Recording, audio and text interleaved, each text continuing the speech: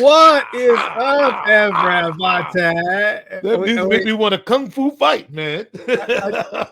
Welcome to Funkatopia Live. I am your host, Mr. Christopher, and of course, this man needs no introduction, but we're going to do it anyways. The man himself, Yes. Mr. Michael Bland. Yes. In the face.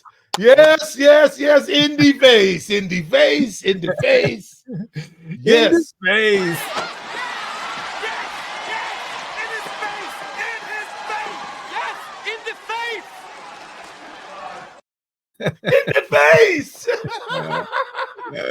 Love it. Well, Eddie's probably somebody gonna come get us after a while if we. No. Ladies and gentlemen, tonight we have an amazing dude. I'm so glad that I've gotten to know him over the past year.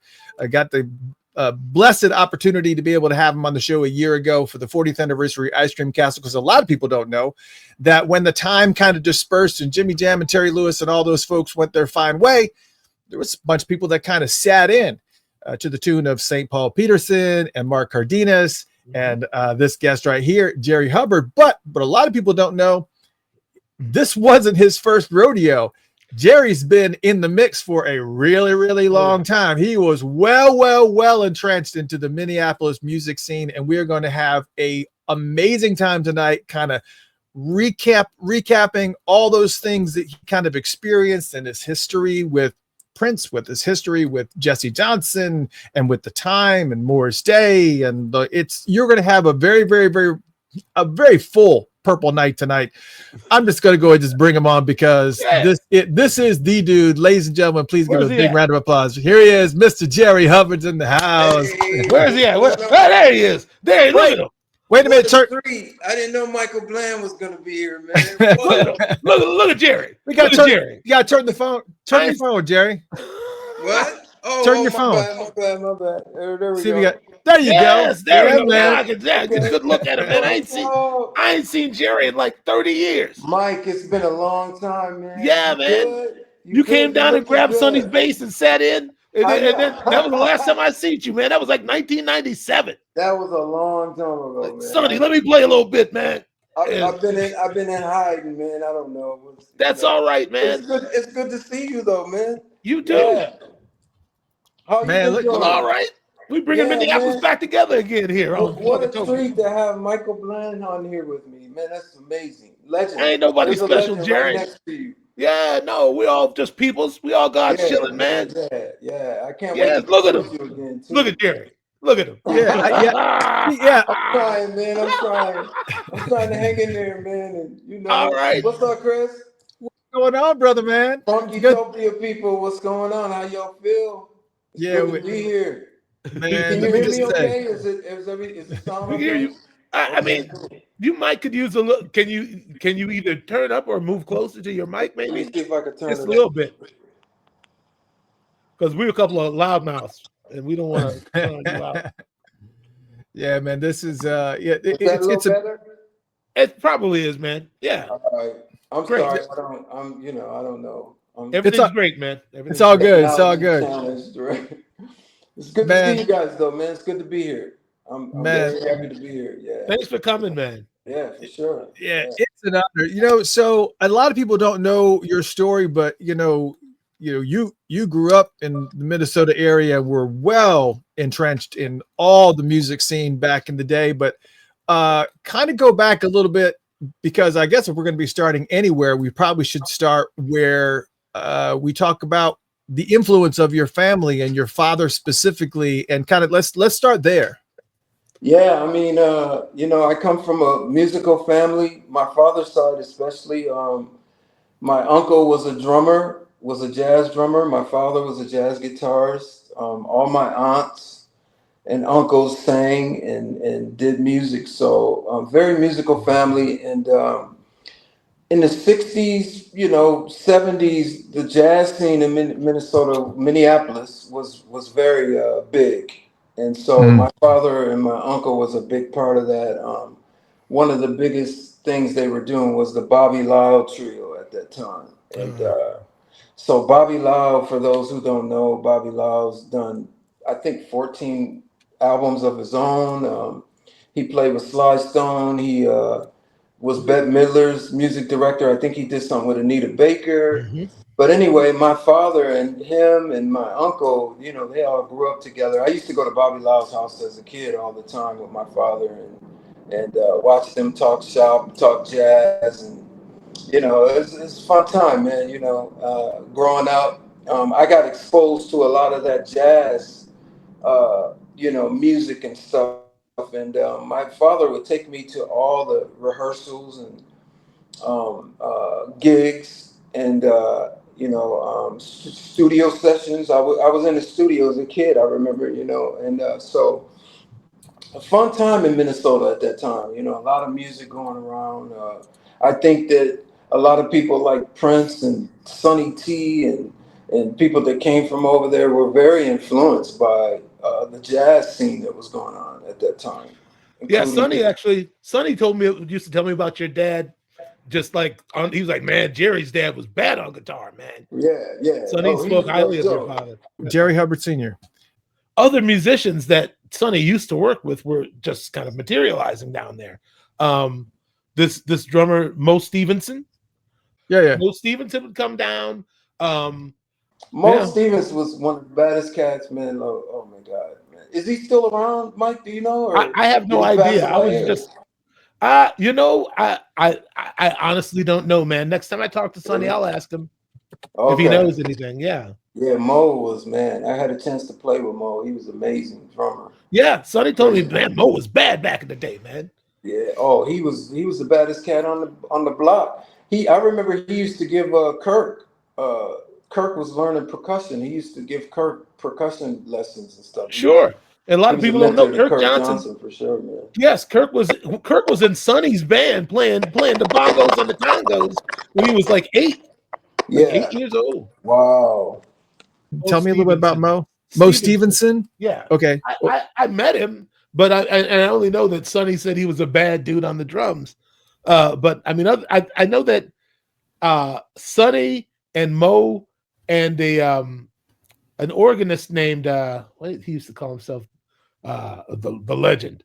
I can't remember the dude's name now. He's a well-known Hammond player or organ player from here in Minneapolis, and I can't remember his name. Is escaping me right now. But Sonny and Mo and this dude used to play gigs together at a place called the Riverview Supper Club, which was the Black Hangout over here in Minneapolis.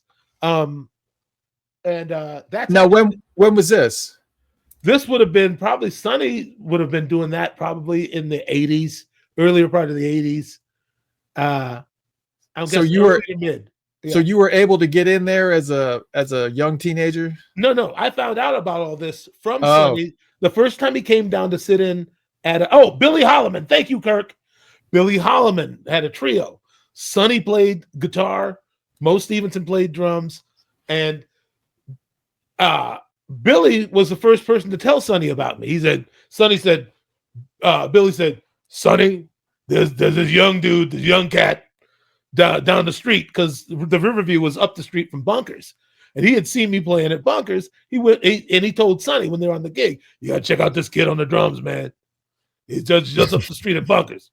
And so Sonny came down and sat in. And it was like from the first couple notes, it was like, where have you been all my life? Me and Sonny were looking at each other like, you know, it was like, this is crazy.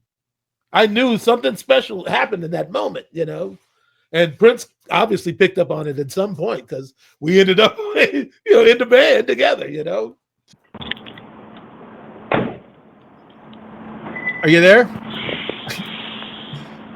This sounds like some background stuff. I was like, taxi. Yeah. Taxi. That doesn't sound like to me. We got some Minneapolis, the deep Minneapolis folks. Got Damon Dixon's in the house. Damon D's here in the house. D, what's up? Yeah, Damon D's here. Kirk Johnson's in here. Northside represent. Yeah. Man, I'm so mad I'm not on camera now, man. No. What's up, fellas? Man, it's good to hear from everybody. So let's talk about, your you getting into music, obviously, being surrounded by it with your father and everybody that he was tied to as well. Talk about, some of the clubs and venues that you went to play and how you hooked up with Jesse Johnson and all that. Just let's talk about how you got attached to the Purple Circle. Right. Well, I have been in various bands. I know you knew about the Style Band with Screamer from Maserati. We were both in a band together back in the day. And it's called the Style Band. So that was one of the first bands I hooked up with that was semi-professional. Like we were playing clubs and getting paid. And so my rise in Minneapolis was pretty quick too. My very first gig, I have to say this though, my very first gig in Minneapolis was with my father. And I had to have been about maybe 14, 15. And he asked me if I wanted to do a jazz gig with him. And I was like, no, like, I don't think I'm ready. But he's like, no, you're ready. Let's do it. So I did the gig with him. And this is when I realized that this could be something I could do. We did the gig. He put a tip jar, I remember, on the piano. And the tip jar filled up like quick. I mean, I think at the end of the night, there was a couple $100 in it. Wow. And, my dad performed and I performed with him. And then I got paid for the gig. And then at the end of the gig, my dad hands me the jar with the tips and says, here, this is yours. So I'm like 14, 15 or something with like, I just made like $300-400. Wow. And I'm like, wow, you can do this with music? Because up until that point, I didn't know if I wanted to do music. I was kind of into sports. I loved athletics, so I loved football. And so I kept telling my dad, I want to be a football player. He kept telling me, no, you don't. I was like, okay. He's like, you want to do music? I was like, okay. But when we did that gig and I made that money, I realized, wow, you can make money doing this. And it's something I love doing too. And I realized I had the talent. So that was my first gig. Then I kind of branched off and started, hooking up with bands in the neighborhood. And I actually got into a band with Speak of the Devil, Mo Stevens, Randy Barber, Mike Barber. These are some cats from the hood. You remember them, Glenn? No, my dad didn't let me go over north, man. But I heard about most of these cats once I started hanging around Sonny. Yeah. Well, Mo Stevens was on drums. Mike Barber was on guitar. Randy Barber was on guitar, and I can't remember who else was in it. But that's one of the first bands I entered. I was very, very young. We used to do weddings, and we did high school proms and stuff. And I did a few gigs with them. And I think after that is when I hooked up with the Style Band. I may have it in reverse though, but I was with those two bands. And then I ran into Alexander O'Neill. One day I was riding my bicycle over North Minneapolis, and Alex jumped out of his car and said, hey, are you Jerry Hubbard? And I was like, yeah, And he's like, I heard you could play the bass. And I'm like, yeah, I can play the bass. So I can play the bass. Yes. Yeah. So he's like, I'm putting together a new clique. And at the time, Alex wanted to do a rock clique. So he's putting together, I think he did a single called, I can't remember the name of it. Get to Know You Better or something. I can't remember. I think Jesse actually played on it too. But he was trying to do a rock thing. He was trying to get away from the R&B crooner thing. And so he asked me if I wanted to join. And I went and auditioned. And he told me, yeah, I like the way you play. And you could be in the band. So at that point, I started playing venues like First Avenue, 7th Street Entry. So I played a lot of those venues even before I got with the Time and Jesse and all that. And, Alex kind of took me under his wings, schooled me a little bit. I learned a lot about being professional, being on stage from Alex and how to play. I remember when I did the audition with Alex, I tried to pull out all the, little riffs and everything I knew. I'm thumping and doing this and that. And Alex is like, yeah, I like the way you play. He says, but you're not going to be playing that on my stage. I was like, yes. Right. I was like, what? What do you mean? He's like, In my band, we play parts. So I'll never forget Billie Jean, Michael Jackson's song was one of the first songs we started working on covering.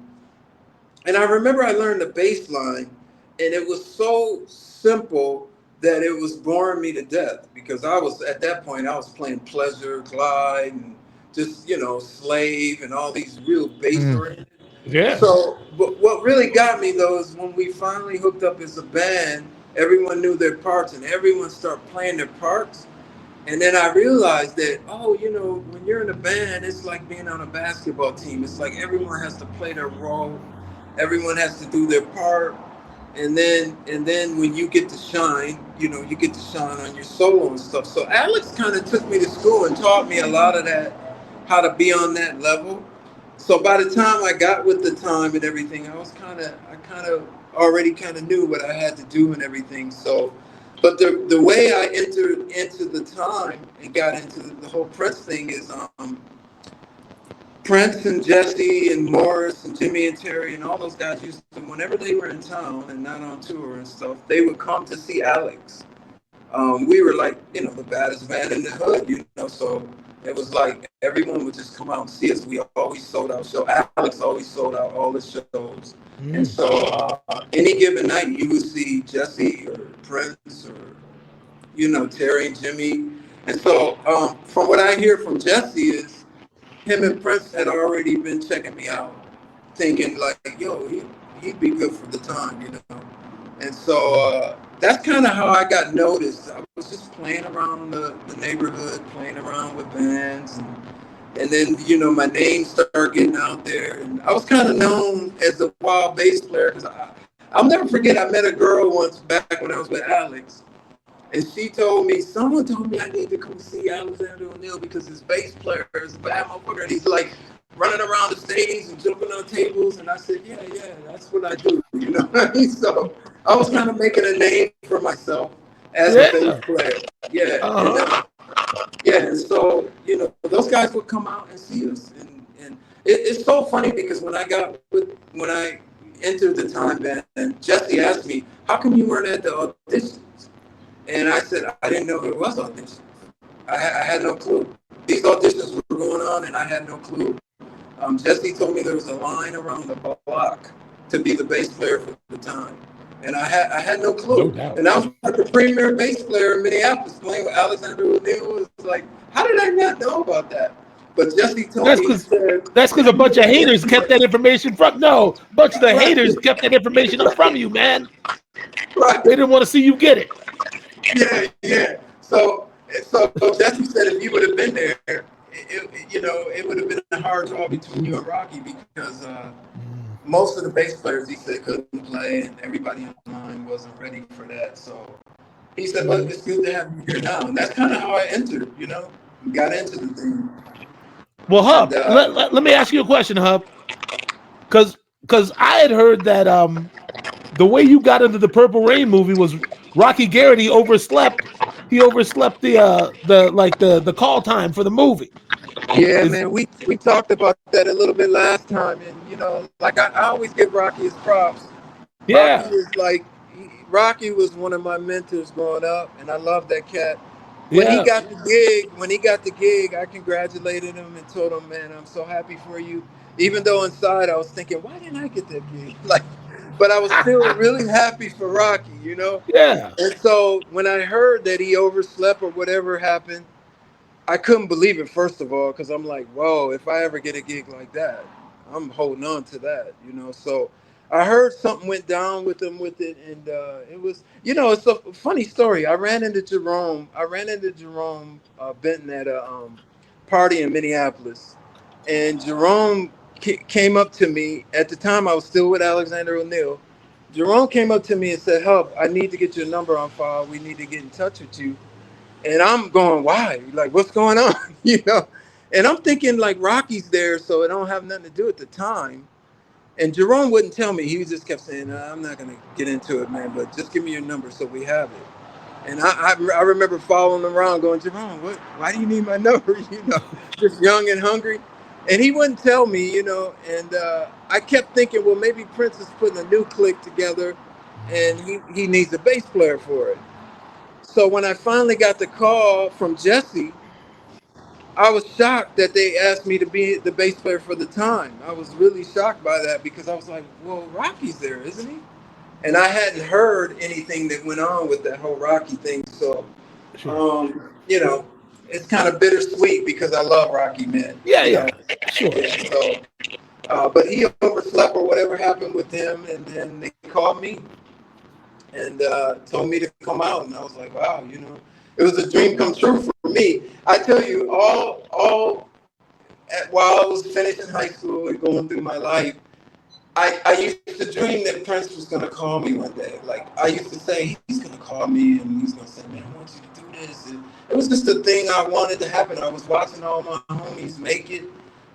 Terry and Jimmy with the time and Jesse and, you know, and I was just like, they're going to call me one day. I'm going to get that call, you know. So when I finally did get the call, it was special. It was beautiful. But it was at the expense of Rocky, so it was kind of on the other side, like, oh, wow, what happened with that? Like, yeah, but Rocky resurfaced in Jesse's band, didn't he? Yes, he was our drummer. And I remember when, you know, Bobby Van Dale had the gig for a while. Mm-hmm. And I remember when Jesse came to me and he said, you think we should get Rocky on drums? Because something was going on with Bobby. I can't remember, but right away, I said, oh, yes, for sure. Like, let's do that. And so he's like, okay, we're going to call Yeah. Rocky. So everybody got to eat a little bit, man. Yeah, that you have nothing to feel bad about, man. Yeah. Rocky was cool. I mean, and, you know, like I said, we never talked about anything with the time or anything. It was just like, let's move on and do this. So we had fun touring. Yeah, Rocky was my guy, man. And I remember being a little kid. I may have told this story, but I remember being a young boy in Minneapolis playing with my, you know, young bands. And Rocky was walking through the park. I don't know if you guys remember Michael Bland, if you remember North Commons Park. A lot of stuff went down over there over North. I heard about it. Yeah, it was a cool. But anyway, Rocky's walking through the park and he sees me kind of bumming out, like, you know, and he goes, "Hub, what's wrong, man?" I go, we were just doing sound check and I broke like a string or two strings. I can't remember how many. And I said, man, we got to play in like, you know, 30 minutes or whatever. And I don't have any strings. And he says, oh man. I said, do you have any strings? And he says, actually I do, but I don't have them on me. And I said, oh man, I'm gonna have to do this whole thing with two strings or something. And so Rocky, carrying his bass, says to me, he says, man, don't worry, man. Here, take my bass. And I mean, it was a Fender Jazz. It wasn't no cheap bass. Like, he's like, here, take my bass. Yeah. Do your thing.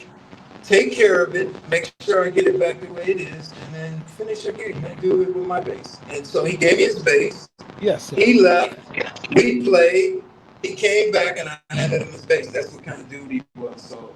That's all right, man. Yeah, I got nothing but love for Rocky, man. And a lot of people don't know too. Rocky was in a band that there was only two groups in Minneapolis that had vinyl that I knew of. One was the band Rocky was in with Robin Robbins, called Cohesion, and Ricky DeJesus was on drums.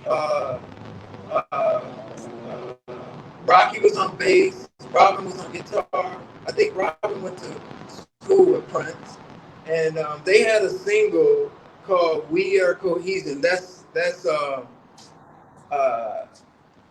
I'm slipping my mind. Who was that, Chris? You still there? Chris, I can't hear you.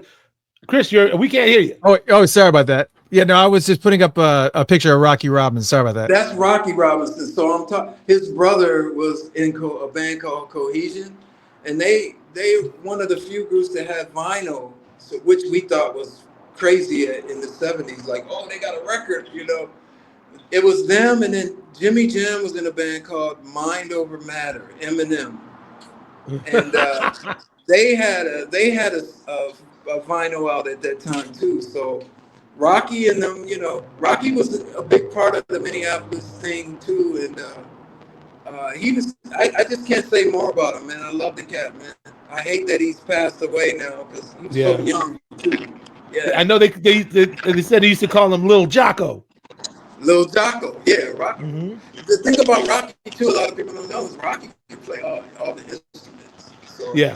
Mm-hmm. yeah, Yeah. I tell Sonny told me people that. a lot, Yeah. right? I tell people a lot of times that they always go, yeah, Prince, what did he play, like 50 instruments? And I go, that's amazing. But from where we come from in Minneapolis, a lot of people could do that. Sonny You're Thompson right. plays everything.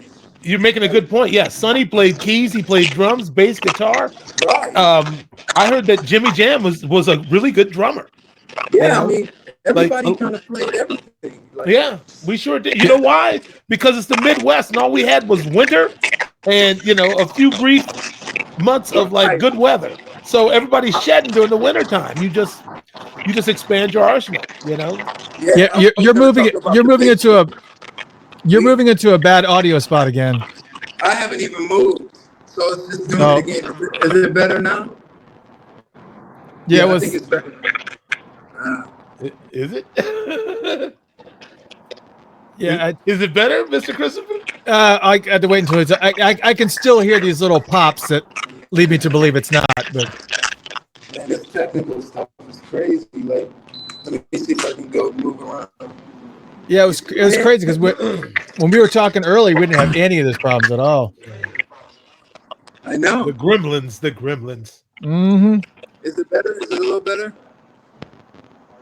A little better? Yes. Well, it was. Happen on my interview.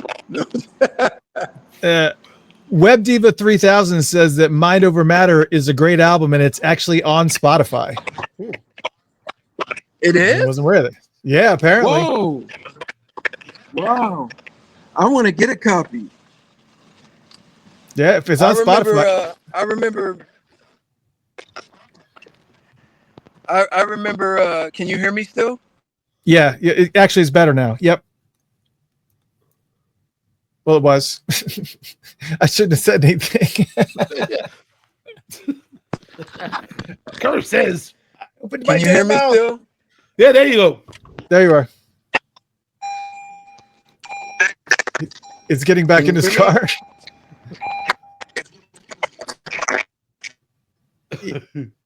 Oh boy! I just don't know what is going on.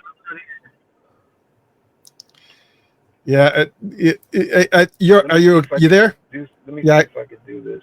No, we can hear you now. Can you hear us? Yeah, I can hear you. We can hear you too. Okay, I'll keep talking. Yeah, keep talking. Oh man, I can't. What a bummer! All this technology is crazy. But anyway, yeah. So, can you hear me? Yeah, it's still breaking up a little bit, Jerry. I think I lost. Yeah, I don't know, man. This is really straight.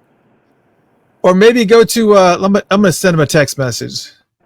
Because I think Watered had a good suggestion. Maybe going someplace where there's Wi-Fi or like a stable Wi-Fi that he can jump on. Where there's stable Wi-Fi, like a hotel or something, yeah. Or even outside of a Starbucks. Can you hear me now? Yeah, we can hear you. Can you hear us? I don't know if they can hear me. Yeah, I can hear you now. Okay. All right. Well, yeah, we can hear you. You can hear me better. Can you hear me better now? Yes, we definitely can hear you better. We can resume, man. I apologize. I apologize so much, man. No problem, Hub. It's all good. I just actually just took off and left where I was and see if I could get a better spot. Yeah, it sounds good now. So yeah. It sounds a lot better? Okay. Yeah, it sounds better. Yeah, definitely. All right. Well, I'll just stay where I am. I'm in my car. I guess I have to be in my car, I guess. Yeah, you got to put your seatbelt on. You got to put your seatbelt on. Oh, for sure. Oh, can you see me? No, but we No, can but we hear hear the that dinging. seatbelt. Oh, don't be freaking me out. Don't be freaking me out like that, man. You're like, put your seatbelt on. I was like, can he see me, man, or what? Like, no. Okay, so we're all good if you guys can hear me. Yeah, we can hear you. Let's keep Yeah, moving. Yeah, all sure. good. All right. Do I sound different though? No, you sound fine now. Nope, it's all clear, man. Okay, cool. Oh gosh, I didn't. It's all good. All this. It's all good. So yeah. So where were we at? Like, well, we were kind of all over the place, but let's talk about some bands and let's see if it any spark any stories. Because I found this interesting that I just found out today. I found out about because you actually have a connection with this. No pun intended. The Lewis connection. Lewis connection. Now tell me you can still hear me. Can you still hear me? Yeah, we can still hear you. Still Yes, good. Sir. Yes, okay. Sir. Lewis connection. Wow. Sonny was in that band. Sonny T. Mm-hmm. Mm-hmm. Sonny T. Pierre Lewis. Pierre Lewis is my cousin. Andre Lewis, I think, was in there. I can't remember who was on drums. I almost want to say Del Alexander was That on makes drums, sense. but I can't. Yeah, I can't remember if he was though. Okay. But yeah, the Lewis connection. Wow, that was the band after the Family. Yeah, that was a pretty big band in Minneapolis. They played a lot, and that was Pierre Lewis branching off and doing his thing. So yeah, that was my cuz, man. I think Pierre passed away, if I'm not mistaken. I don't want to say that if he didn't, but I think. Would that be recent?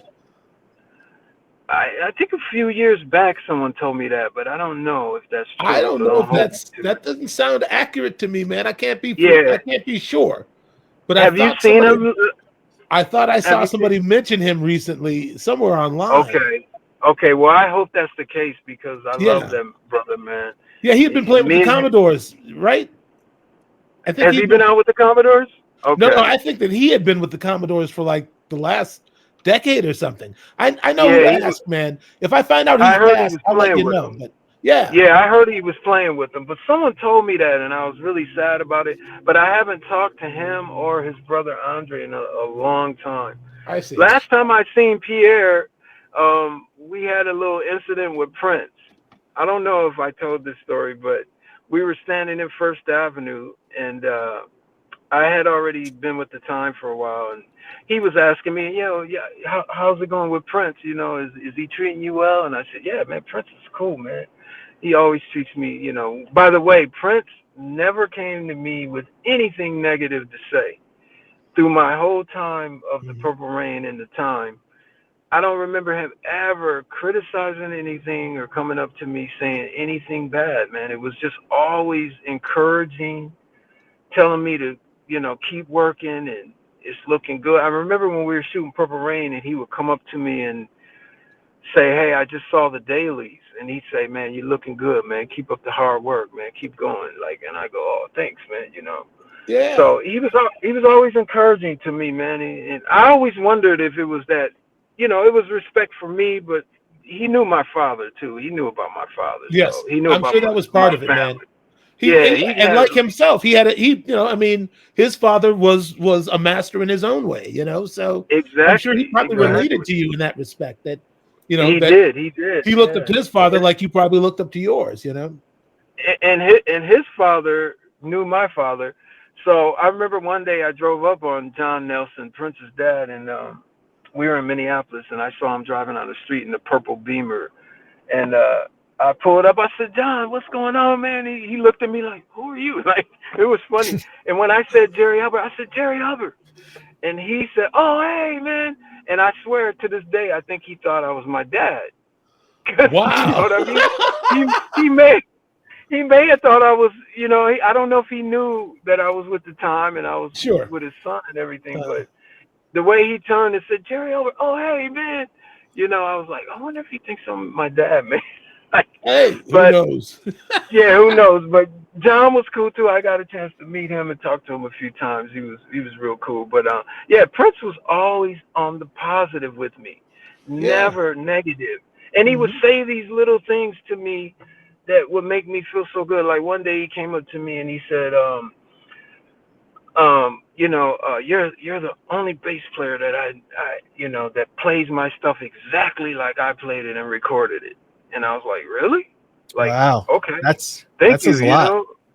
Yeah. And I kind of believe that too, because he never, like in rehearsals or anything, came over to me and grabbed the bass and said, "No, I want you to do this, or do this, play like this." But even Jesse, when I got in the time, said, "Man, your bass playing is on point. Like, we're happy to have you on the bass." It was always about choreography for me. That was the hardest thing. I was looking at a clip from Purple Rain that we did. I think it was The Bird.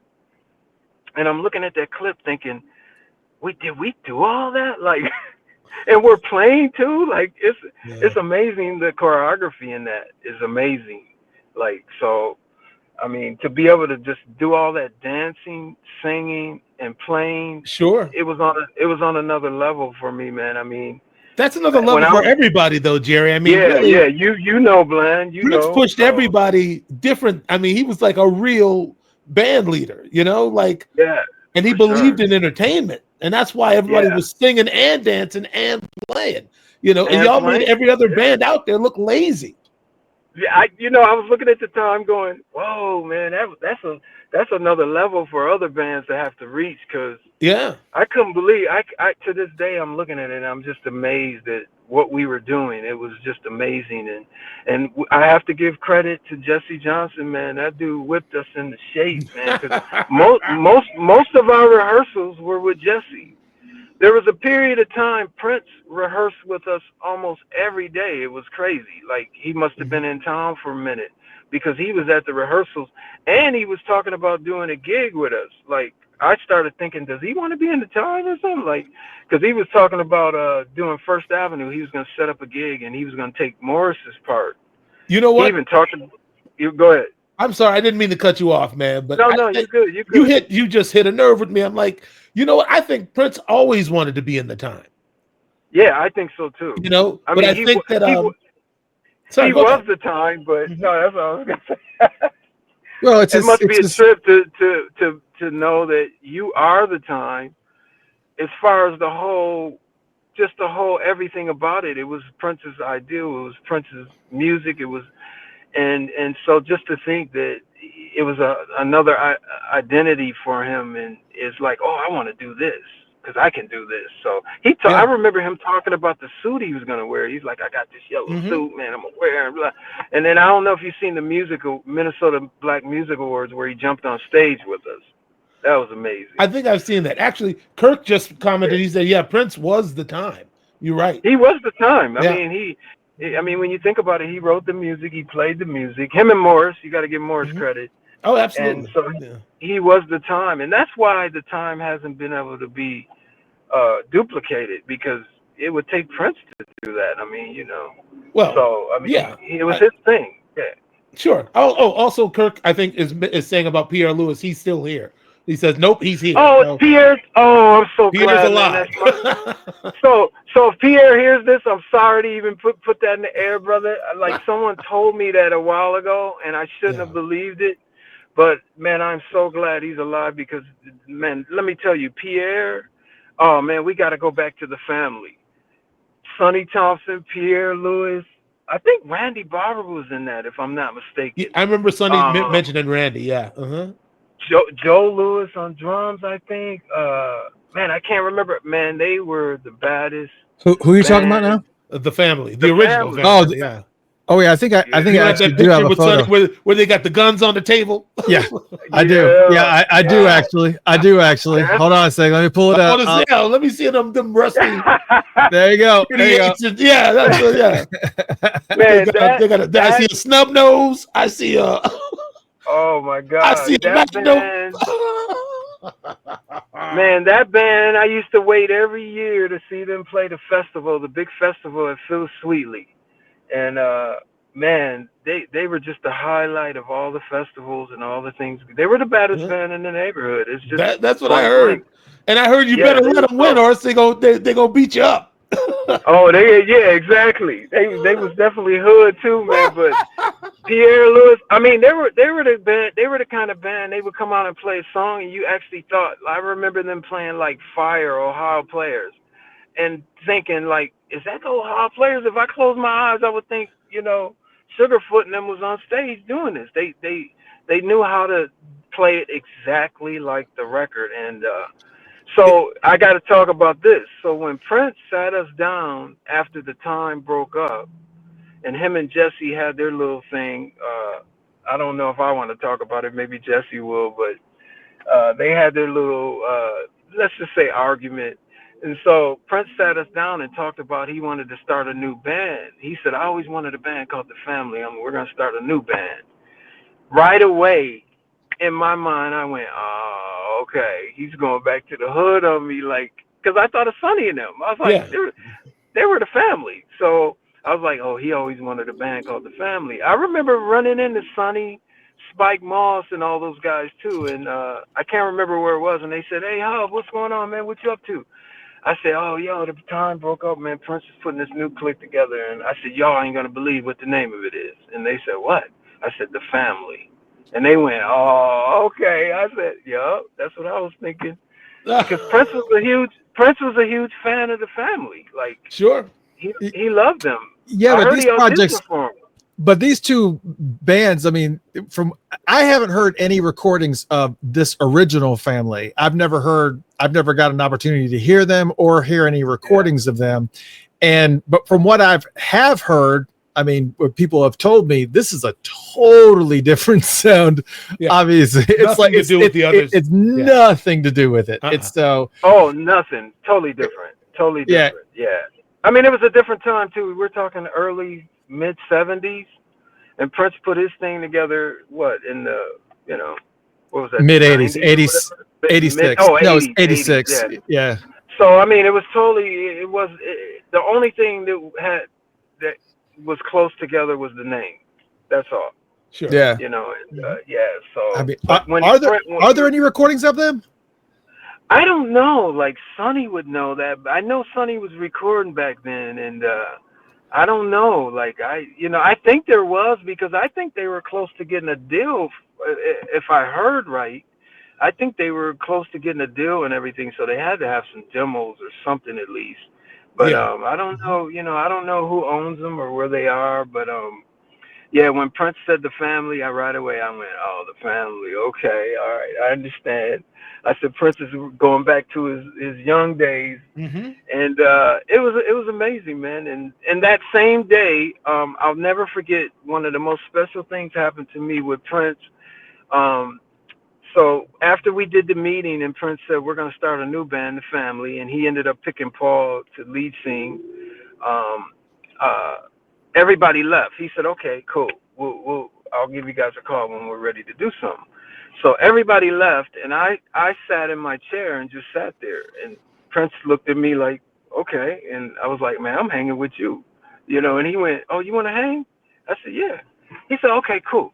So maybe we should just go ahead and put this Family album together. And I said, okay, let's do it. And I actually thought he was talking about going in the studio recording. So I was real excited.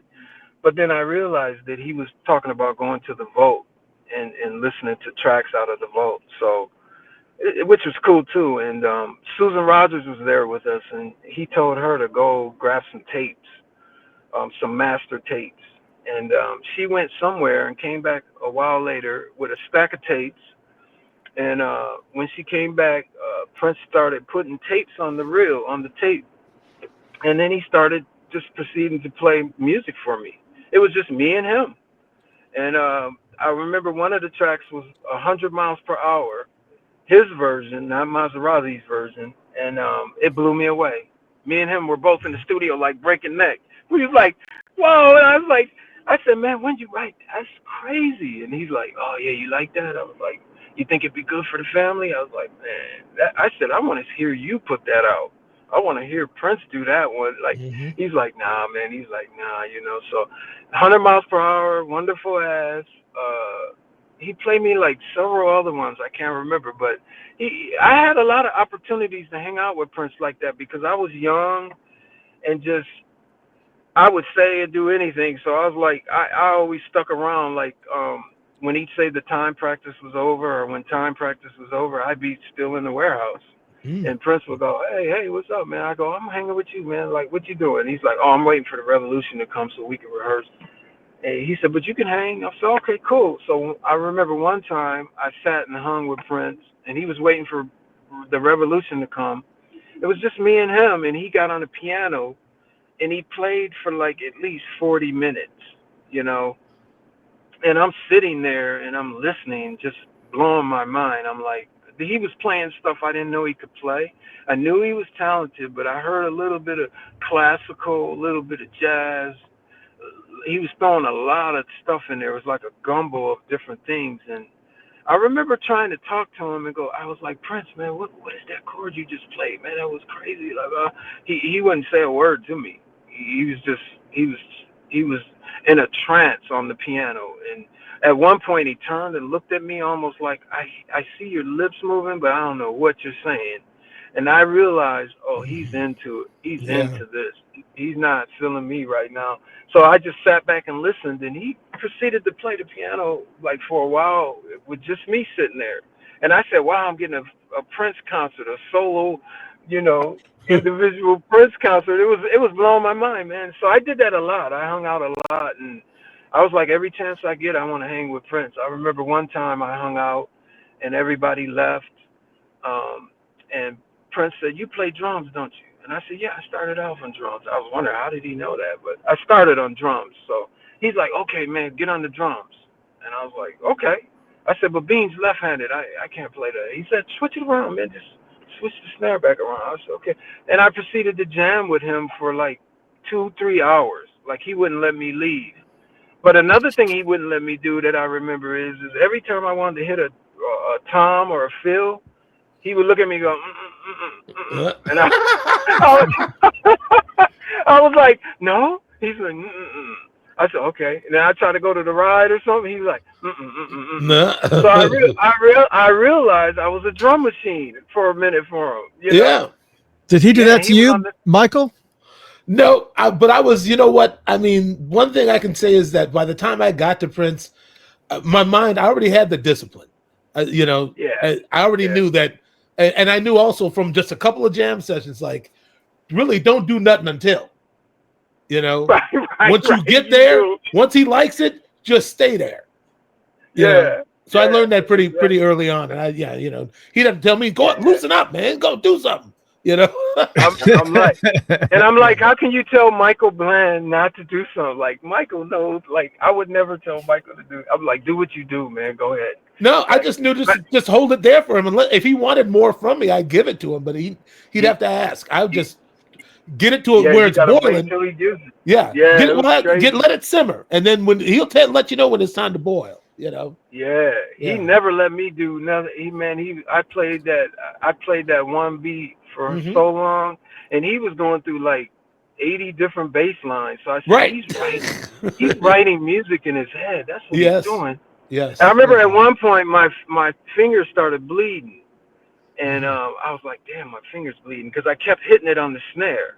Dean got that big set, and so I remember saying, "Prince, yo, man." And he's like, "What?" I said, "My finger's bleeding. Like there's blood all over the snare." And he looked at me. He said, "Oh, that's all right, man. We'll clean it up. Just keep going." I'm like, "No, Mo, it's my finger, man. Like I want a Band-Aid." You want to jam with Prince? You better pack a lunch, bro. Right, exactly. Oh. And Jesse and them warned me about that when I got into the thing. They said, man, unless you want to be here all night, you better split as soon as the rehearsal's over. And I learned, man. I learned. So Jesse's like that too, though, man. Jesse will jam. Like, you go rehearse with him, you be jamming. Jesse would do that hour guitar solo on you. So, yeah. Hey, listen, me and Sonny did a gig with Jesse at First Avenue in like September of 2016. And we rehearsed for 3 days. But we got to the stage and Jesse leaned over and said, what we gonna play, man? Because there was so much jamming. It's like, you know, he forgot what we even got into. let's do that jam we did. Like, Uh-huh. yeah, exactly. Yeah, Jesse loves, man. He loves playing, man. He loves jamming, and Yeah. so, man, yeah, that's cool. I think I've seen some footage of that gig you guys did, man. Amazing. Yeah, man. He's Legends.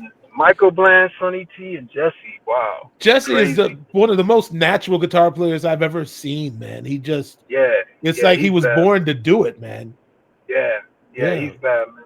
I learned a lot from him just as far as everything like production, live, even how to be with Prince. Like, Sure. Jesse will warn me and say, like, when Prince is in Hollywood, just don't, what I'm saying, don't be out there like, hey, Prince.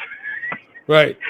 And I found that out. I'm gonna tell you where I found it out at the Purple Rain premiere. We were out there doing at the Chinese Man. We were doing the premiere and everything.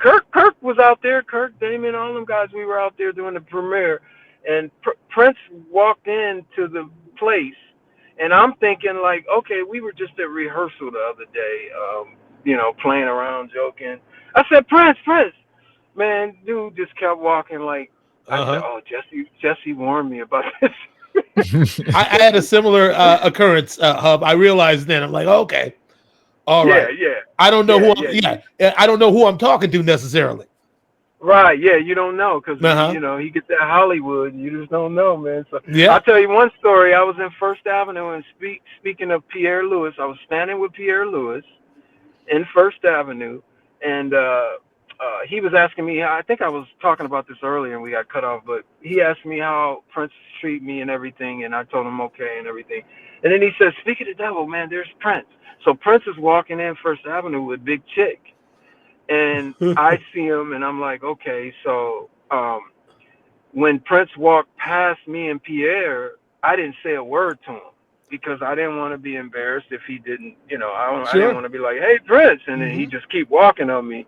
So I said, I'm not going to say anything to him. So Prince walks a little bit past me and Pierre, and then he turns around, and he comes and gives me the biggest bear hug ever. And I'm like, oh, shit, really? Like, he's hugging me, and he's like, oh, what's up? And I'm like, hey, Prince, what's going on, man? And he said, oh, nothing, man. And he starts telling me about the Family album he's putting together. And I'm like, yeah. And that's the same night I heard of Eric Leeds. I didn't know who Eric Leeds was. Sure. But he kept telling me, I have this bad horn player. Man, you got to hear him. Oh, my God. And I said, who is he? And he said, Eric Leeds. And I said, Eric Leeds? Who's that? And he said, Alan Leeds. Alan Leeds is his brother. And I was like, really? So that's the first time I heard of Eric Leeds, because when we first started the Family, Prince asked me, you think I should call David Island? And I said, yeah, you should. And he says, yeah, maybe I'll try to get a hold of him. Now, what I heard through the grapevine was that Prince called David and David turned him down. And so Eric ended up being the horn player, but I don't know if that's true. That sounds like David. I mean, I think David always, with my experience with David Island, he always kind of wanted to go his own way. Yeah, he's his own guy, man. Yeah. Well, I tell people, you know what I tell people about David Island? I'll tell you something, man. Way before Prince had his first record out, David Island was our Prince. Like, you would see this dude walking down the street in a skirt or something. No, like, David was a superstar. Yeah, he was a star already. He was traveling the world and touring and he was the guy, man. We used to trip on him, man. He always looked like a star, and this was before Prince even had an album out, if I remember correctly. So sure. No, David was David. He was a visionary. Yeah, he knew he had already a plan for where he was going. He had a plan already. Yeah. So I heard he was the original person that put the Flyte Tyme together too. I don't know if that's true, but I heard that he started Flyte Tyme and that Terry Lewis acquired it from him when he was done doing it. But don't hold me to that. I think that's okay. I heard that, so I don't know if that's true, but I heard he started it. But yeah, man, back in the day, man, Flyte Tyme. I remember Flyte Tyme. Terry Lewis had the converted school bus that was red and black, and it had Flyte Tyme on the side. And oh man, those were the best days, man. is the beautiful thing. Minneapolis was very nurturing to up and coming talent. So all the young musicians, all the older people. Speaking of older people, Spike Moss is just getting ready to turn 80. I don't know if you guys know that, but he was a big part of the Minnesota music legacy too, man. I mean, so happy birthday, Spike. I don't know if I'll be able to come to Minneapolis to celebrate with you, but if you hear this, happy birthday, man, because he was a big guy in the hood too, you know. He let us. He'd always let us rehearse in the way, and he put on a lot of the festivals and talent shows and stuff. So I got a picture of him up right now. Yeah, Spike Moss is the man. I love that cat, man, and he loved the Hubbard family. I mean, I heard someone told me the other day he's still talking about Jerry Hubbard Sr. and Gene and Bobby Lau, and so he got to give him props, man. He had a lot to do with it over there. Yeah. Sonny told me all about Spike. Yeah, Spike. So you guys had these amazing. I mean, not only with this Spike Moss. I guess what was the name? It was a community center, Spike Moss Community Center, which was also called the New Way. Well, the New Way was the New Way, but there was the Old Way. There was the Old Way. There was an Old Way that was just the Way. Is that what it was? The Way, yes. Just the Way, and that's the one where everybody, Sonny, Prince, everybody went in there and rehearsed in the back room and played pool and played on the football teams in the back. You know what I'm saying? So the Old Way was the place. The New Way was, I think that was built maybe in the late 80s, but the Old Way had been there since the 50s, if I'm not mistaken, even maybe further back than that, you know? And that's where, and that, if I remember correctly, that was also where the Time had the where they would go in there and practice quite a bit, along with and then I guess Jerome had broken the titty lamp or whatever that was. Oh, I think it was like a bunch of different stories and whatnot. You guys can look that up. Was that the Way? Were they over at the Way? I didn't know that, man. There was a. Yeah, I think that was the place. But another place that you had talked to me about, and I'm trying to see if I can pull it up, was you were talking about the Net Coupe. Oh, New Coupe. Yeah. Michael Bland knows about that. Yeah, I got kicked out of there by Bongo Johnny a few times. What? Did you? Yep. He said, "Hey, he catch me." He said, "If you're gonna be down here, play on one of these used kits over here and stay off the new stuff." Right. Stay off the new stuff. Like, he's like, after you play on it, it's used. I can't sell it no more. Right. That's funny, man. Yeah, they sometimes you get kicked out of them places. I got a story for you with New Coupe though. That's really cool. Like, so I used to go to a high school called West High. I don't know if you remember that, Michael Bland, but West High used to be over there on I want to say Nicollet, off of Nicollet, but I'm not sure. It's been so long. But I heard about West. I'm 56, Jerry, so I'm slightly behind some of you cats. You're a little bit behind, but New Coupe, their new spot, because they had an older spot we used to go to, but their new spot was across the street from West High.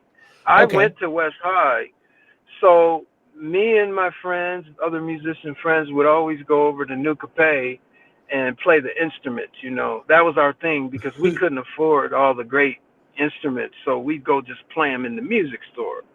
And so one day we were over there. I was with a friend named Kevin, and we were over there. He's a guitar player, and we were over there, and we were jamming out. And then all of a sudden, in walks this guy who's totally rock star. Like, I remember me and my friend just looking at each other like, "Who is that?" Like, and we didn't know who he was, and we're thinking, "Is he from the neighborhood? Who is that?" Like, so me being the person I am, I walked over to him and I go, "Hey, man, how you doing?" He's like, "Hey, how are you?" And I said, "Hey, what's your name?" He says, "Jesse." I said, "Yeah." I said, "Man, you can play," because he was over there playing the guitar a little bit. I said, "Man, you can play."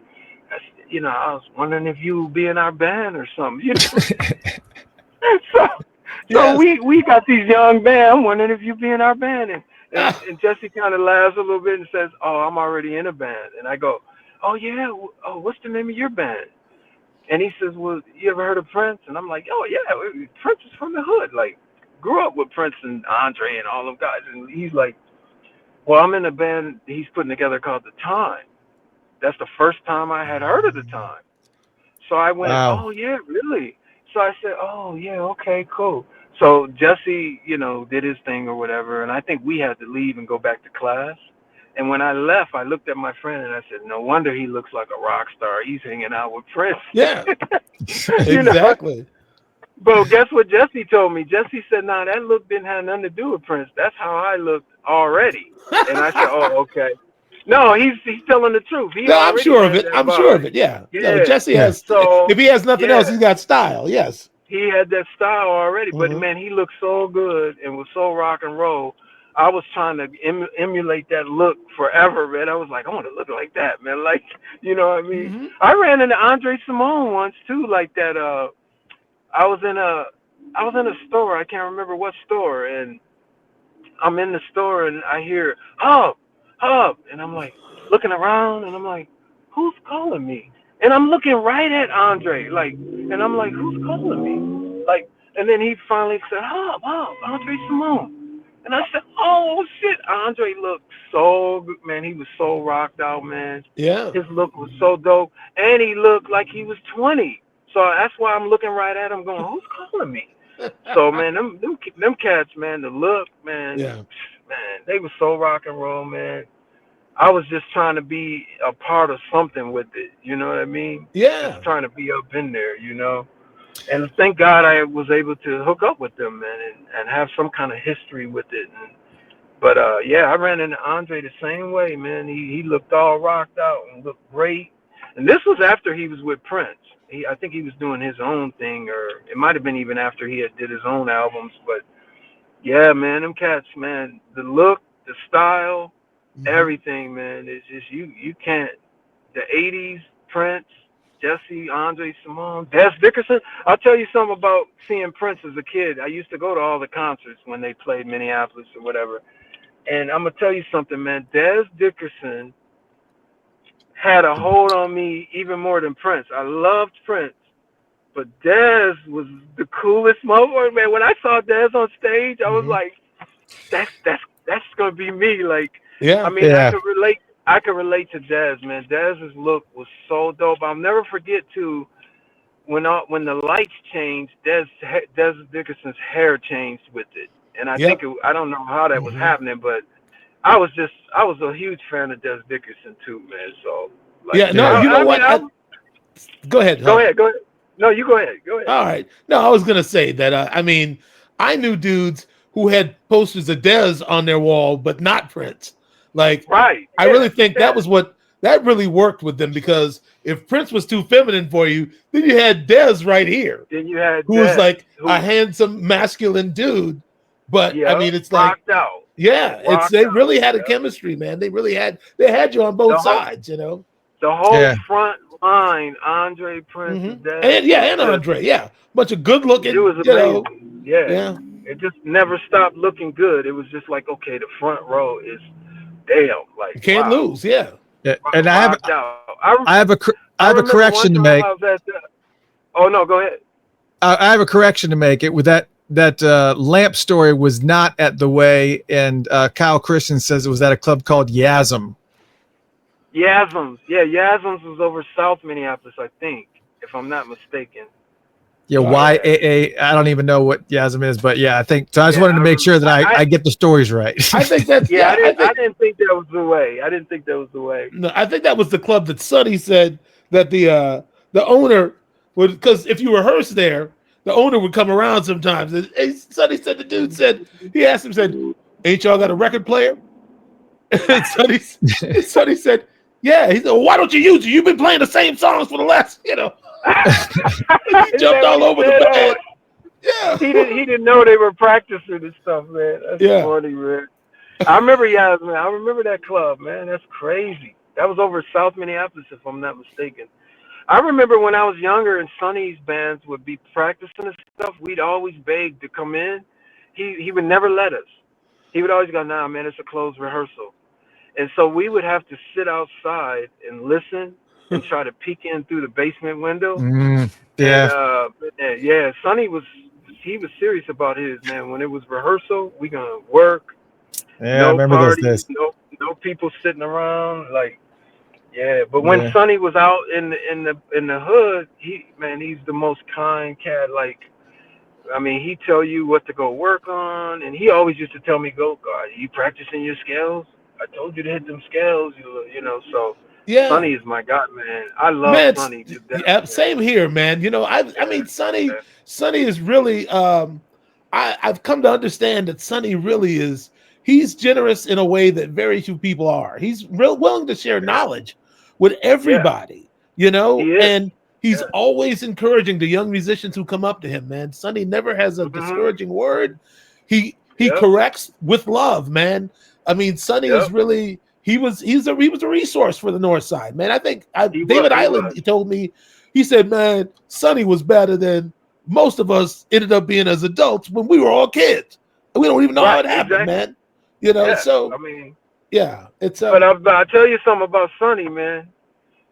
Sonny was also a learner, and he soaked up information too. And I'll tell you, one of the reasons I got really close to Sonny is because Sonny was always over at my house with my pops, uh-huh. and they talk shop and they jam, and I'd listen to him. And so Sonny was also learning. Him and my dad hung out a lot, you Mm-hmm. know. So he was, man. Sonny's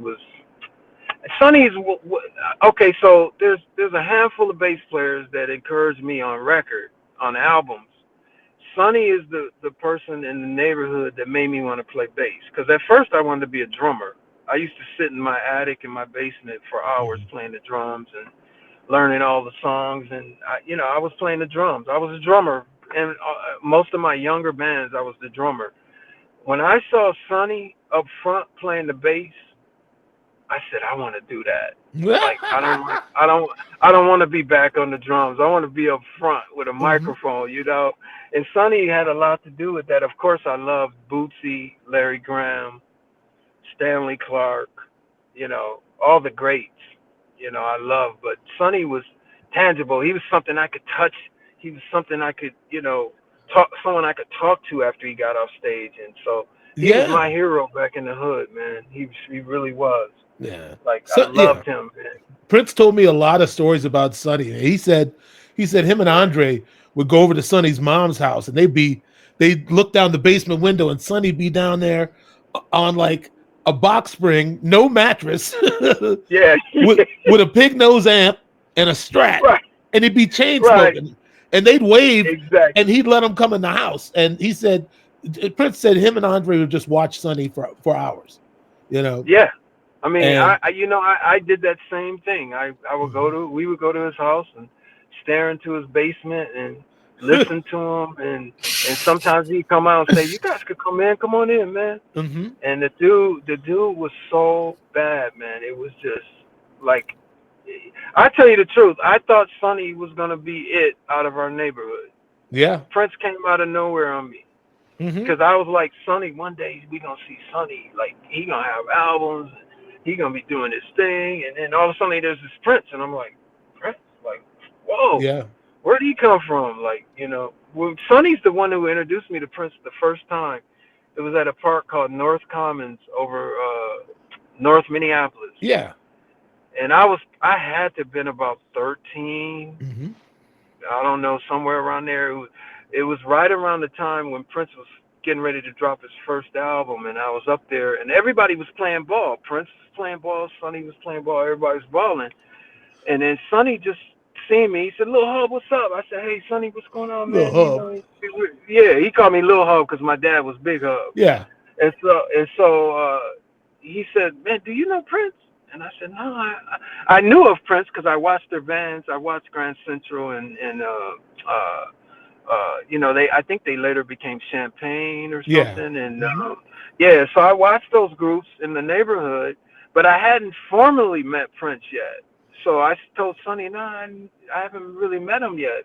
And then all of a sudden, Sonny goes, "Prince, Prince," and I'm like, well, at the time, Prince isn't Prince that we know now. So Prince comes over, and Sonny goes, "Prince, this is Jerry Hubbard, man, Jr." And the Prince looks at me like, "Who?" Like, and so Sonny goes, you know his dad, Jerry Hubbard Sr., the guitar, jazz guitar. And Prince goes, oh yeah. He says, hey, how you doing, man? I said, oh, cool, man. And we kind of just looked at each other for a minute, and then he went back to playing basketball. Mm-hmm. And then when he went to ball, Sonny told me, he said, man, Prince got an album coming out soon. And I was like, really? He said, yeah, he just signed a deal, man. He's got an album coming out. And I said, oh, okay. At that time, we didn't know what it was going to be, so it was like, okay, he got an album coming out, cool. It wasn't any excitement yet like it should have been, Sure. looking back on it. But Prince left. Sonny went back to balling. I went back to being a little kid or whatever I was. And isn't it amazing that only a few years later, I'm shooting Purple Rain with him? That's amazing. Yeah. Absolutely. Wow. I mean, crazy. Yeah, sometimes I reflect, man, and I think about it. I met Prince in 1988, like late 88, man. That's before you got with him, isn't it? Yeah, and then he started coming around bunkers and eventually offered me a job. But one day I was thinking about it, it's like Purple Rain was just 1984. Within 5 years, 3 to 5 years, I'm sitting and talking to this dude. That's crazy. It is crazy. Oh, I remember you, Glenn. You was the baddest, man. I remember when you got the gig with Prince. I already knew. I said, "Oh, it was meant to be." It was, Bland is like the coldest. Do you remember this, Michael Bland, when you had a drum off with Stokely? I think it was it the Caboose? Yeah, I think there was one. Remember that? There was one at the Caboose, and there was another thing they had at the Rupert's nightclub. Yeah, I wonder if it was Rupert's. I can't remember, but it was you and Stokely, two of the baddest drummers in Minneapolis, man. I was like, oh look my at this. God, are you serious? Yeah, that was at the Caboose, man. I think didn't you win? You ended up winning, I think. I won the first year they had it. The second year, it was some other dude, man. But then they started having like a rhythm section contest also. And Stokely and this dude from Anoka, this bass player named John Purtle, who's a bad dude, man. They beat me and Doug Nelson. So really? Yeah. Damn. And then I joined Mint Condition like after that. So did you do something with Mint? I didn't know that. I was in Mint and I was playing with them when Jelly Bean saw them at the Riverview. I was playing with them. And the girls, as soon as we came out, the girls in the front started saying, "Sing Pretty Brown Eyes, Stokely, sing Pretty Brown Eyes." And I'm thinking, where have they heard this song before? Where have they heard it? Yeah, that's but crazy. We hit it. They went crazy, man. And and then like a year and a half later, I'm in Prince's band. So things move fast. I did not know you played.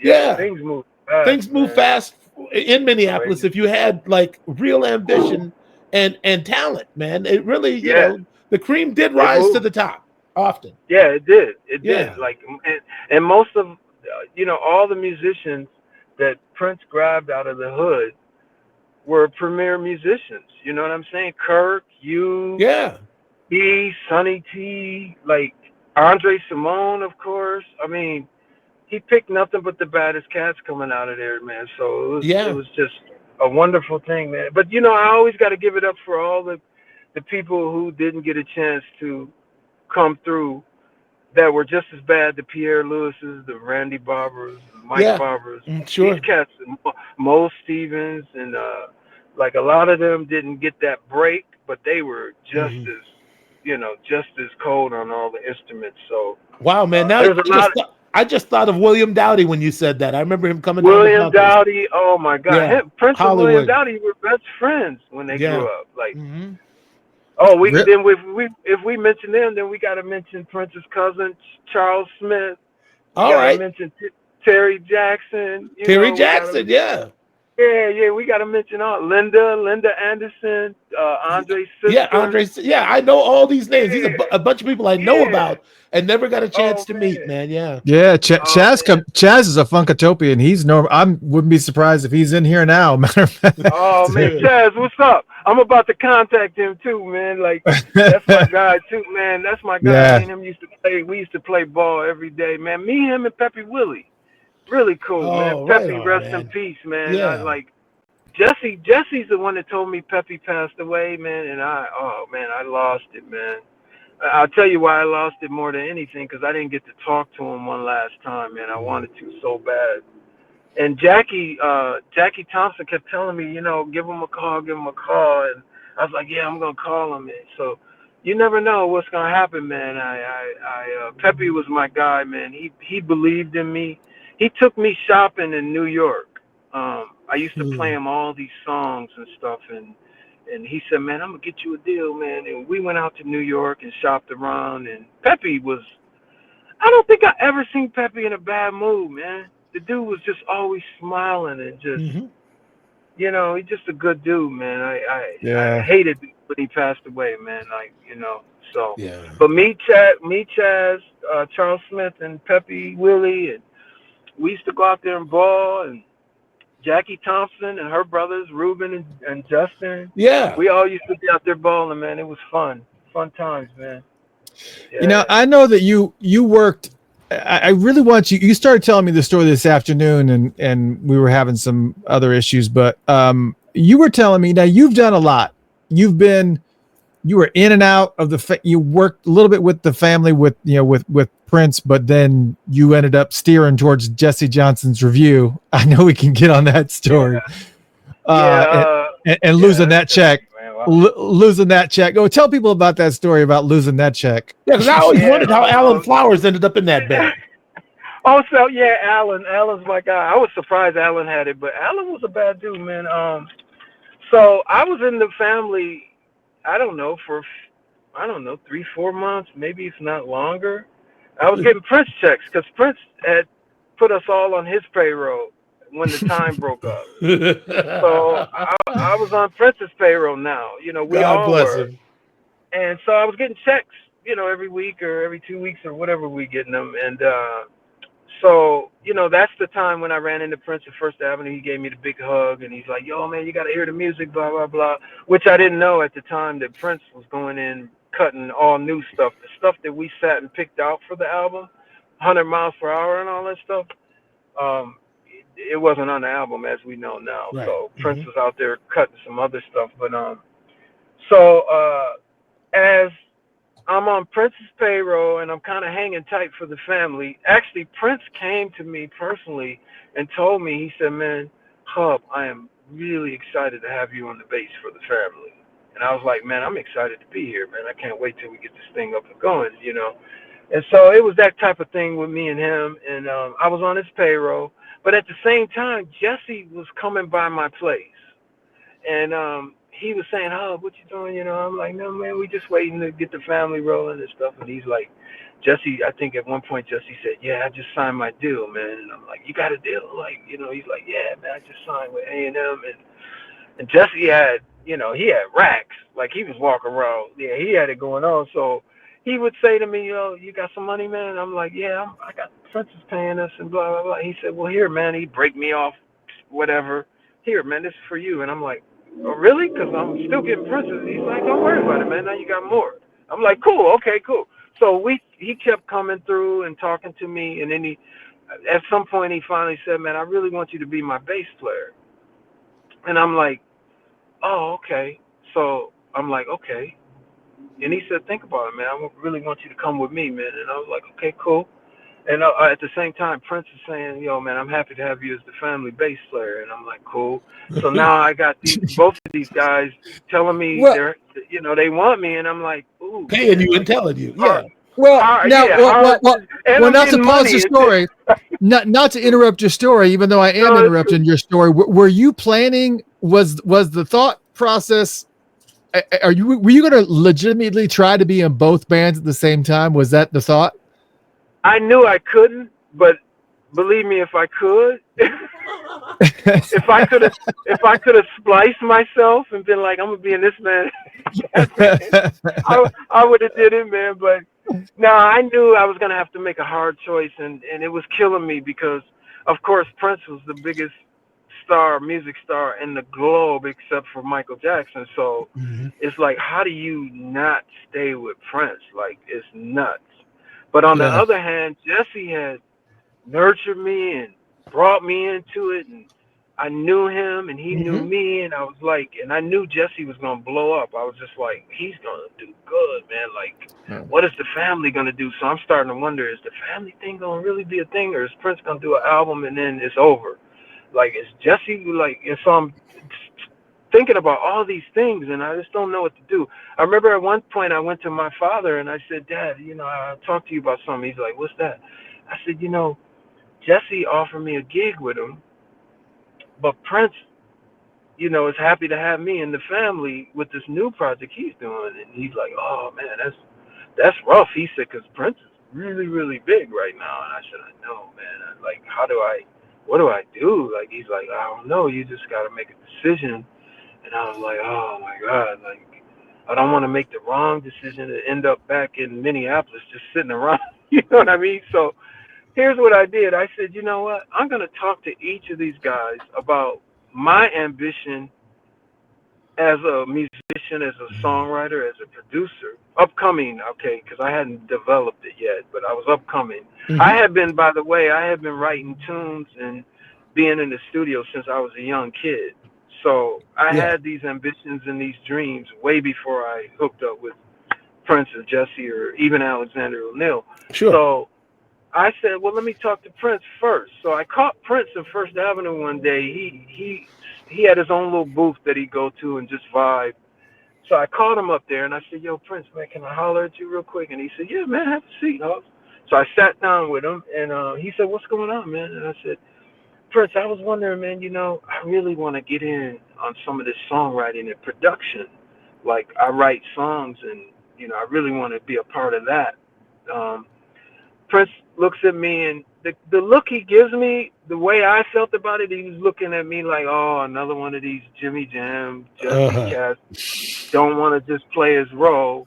Like, he kind of gave me that look, like another cat looking to do something else.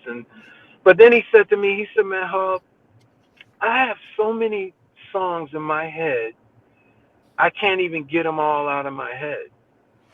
And so I'm sitting there like needing a drink after hearing that, because I'm like, what the hell does that mean? Like, I don't even know what he meant by that. Like, I still don't know. I'm like, what did he mean by that? But I take it that he was telling me that I don't need songs. I don't need, That's probably what he was saying. Yeah. Right. I think he was telling me, I need you to be the bass player. I don't need songs. I don't need, you know. And so I said, okay, now I'm going to go hit Jesse with the same thing. And so I went to Jesse and I said, Jesse, man, I really want to be a part of writing and producing. And I just really want to be up in there like that. And Jesse right away went, oh, huh? Man, I'm going to have you working. Boy, man, I got so many people looking for tunes already from me, man. You're going to be producing this.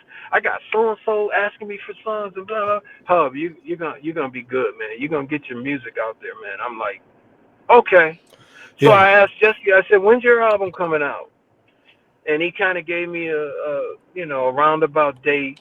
And then I remember asking Prince, you know, when is the family going to come out, man? You know, and he kind of told me it's going to be a minute before we drop any albums, because first of all, we're working on the album and I'm doing a bunch of stuff. I'm busy. And so I figured that family thing is going to take a minute to come out, which it did. It didn't come right out. So I decided, okay, I'm going to go with Jesse. And that's how I made my decision. Sure. So I called Jesse. I said, yeah, man, I'm ready to do it, make that move. And I don't know if Jesse would get mad about me saying this, but I said, I'm really concerned, though, because I'm still getting Prince checks. And Jesse said, don't worry about it. Just get your checks, man. And you're not a part of my band yet. So I was like, okay. You know what I mean? I said, okay. So I kept getting Prince checks, you know, and it was cool. Until one day I went to the mailbox, and there was no Prince check. And I went, oh, shit, I don't have no check. And so I think I called Paul Peterson, if I'm not mistaken, and I said, Paul, did you get your check? He said, yeah. I said, man, my check wasn't in the mail. And Paul said, aren't you Jesse Johnson's bass player now? And I went, what? How did you know that? Like, what? How did that get out there so quick? Like, I just told Jesse, like, I don't know how long ago it was. He said, yeah, I think Prince found out you're going with Jesse. So that's probably why you don't have a check this week. And I went, oh, well, I guess my time with Prince is done. And, yeah, you know, you know. Yeah. And so I was officially Jesse's bass player, and then Uh, start working with Jesse. Did you never do anything with Prince after that? I mean, was that I pretty never much did that anything. was it? I never did anything with him, but guess what? He was always super cool with me. I remember one time the Yellow Jackets were playing at the Fine Line, and Prince was up in there, and it was packed, man. So I saw Prince, and I said, "Oh, I'm gonna go say hi to him," because I hadn't been in his thing for a while. I was with Jesse. I walked up to the table, and his bodyguards and stuff started making movements for me to move back and get out of their way. And I remember Prince said, "No, he's cool." And he let me come in. I said, "Hey, Prince, how you doing, man?" He said, "Hey, man." I said, "Oh, this concert's gonna be crazy." He's like, "Yeah." He just looked at me and smiled, and then I just walked away and left him alone. So he was always super cool. Still, I didn't feel like he felt like, "Oh, you just left," and I told you, Prince don't care, man. Prince is in his own world, man. He didn't care if I left or not. I don't know. I didn't feel like he did. Well, But, Paul Peterson would say something different. well, maybe he did. Maybe he did. Because but I know. Oh, go ahead. no, I was saying when Paul stepped away from the family, it was not. It became a whole Oh, punk, yeah. the punk of the month Hey, thing. you know, it was so crazy. Paul was the big part of that. So Yeah. if Paul leaves, the thing's gonna crash down. And Paul told me, I don't know if Paul remembers this, but I was with Jesse, and we were doing L.A. We were playing L.A. I think we were playing the Beverly or something out in L.A. And Paul came through. Actually, Paul sat in with us that night too and sang Ice Cream Castle with us. But when the show was over, me and Paul went for a little walk, and me and Paul had always been close in the time. He used to come by and take me to rehearsals and everything, pick me up. And so Paul told me, he said, "Hub, basically he was like, how much money you making now? You making a little bit more?" I said, well, I'm making a little bit more. Plus I'm doing songs. Jesse's hooking me up with a little songwriting production thing. And I said, "Why you ask that?" And he says, "Man, because I'm not really making anything right now." I said, "What?" He said, "Man, basically Prince was taking care of him, giving him everything he needed, but he just wasn't making any money, and he wasn't really happy." And he told me that. I don't know if he remembers that. And he also told me he thinks he's going to step away from it and not do it. And I remember him telling me that in L.A. He probably doesn't even remember that. But he told me. So I already knew Prince or Paul was thinking about stepping away.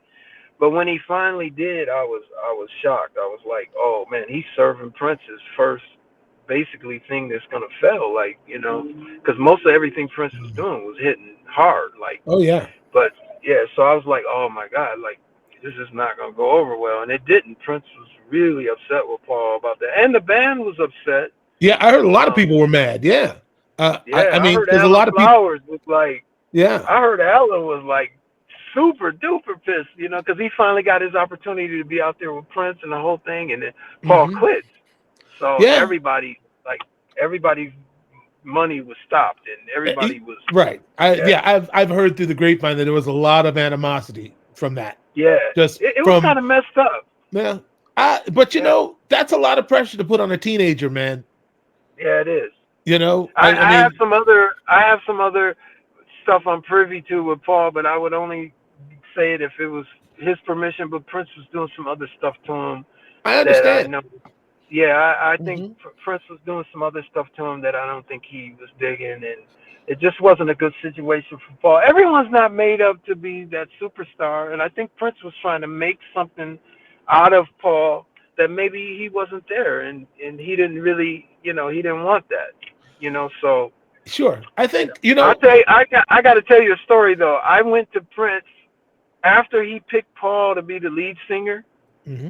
And I'm gonna be honest. I don't think I even told Paul this.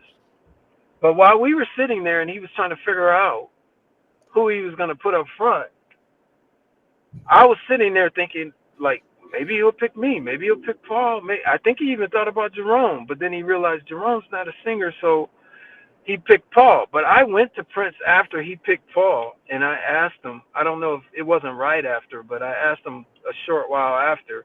I said, why'd you pick Paul, man? And you know what he told me? He said, I don't want to use these exact words, but he said, I'm sick of messing around with brothers. No, I'm gonna use his exact words. He said, I'm sick of fucking with niggas. He said, I'm sick of fucking with niggas. I don't want to. I'm done.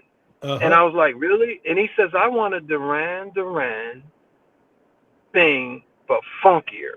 And that's his exact words to me. And I remember going, oh, okay, so he don't want to really mess with no brothers no more. He's trying to do this Duran. He wanted that pop money. He didn't want that R&B money. Yeah. He wanted that pop money. So I had to ask him though, because I was like, why Paul and not me, or why not someone else? Or I think he even offered that to Jesse. I'm not sure, but I think he offered it to Jesse. I'll say this, Hub, just to put a little salt with your pepper, just to balance it out a little bit.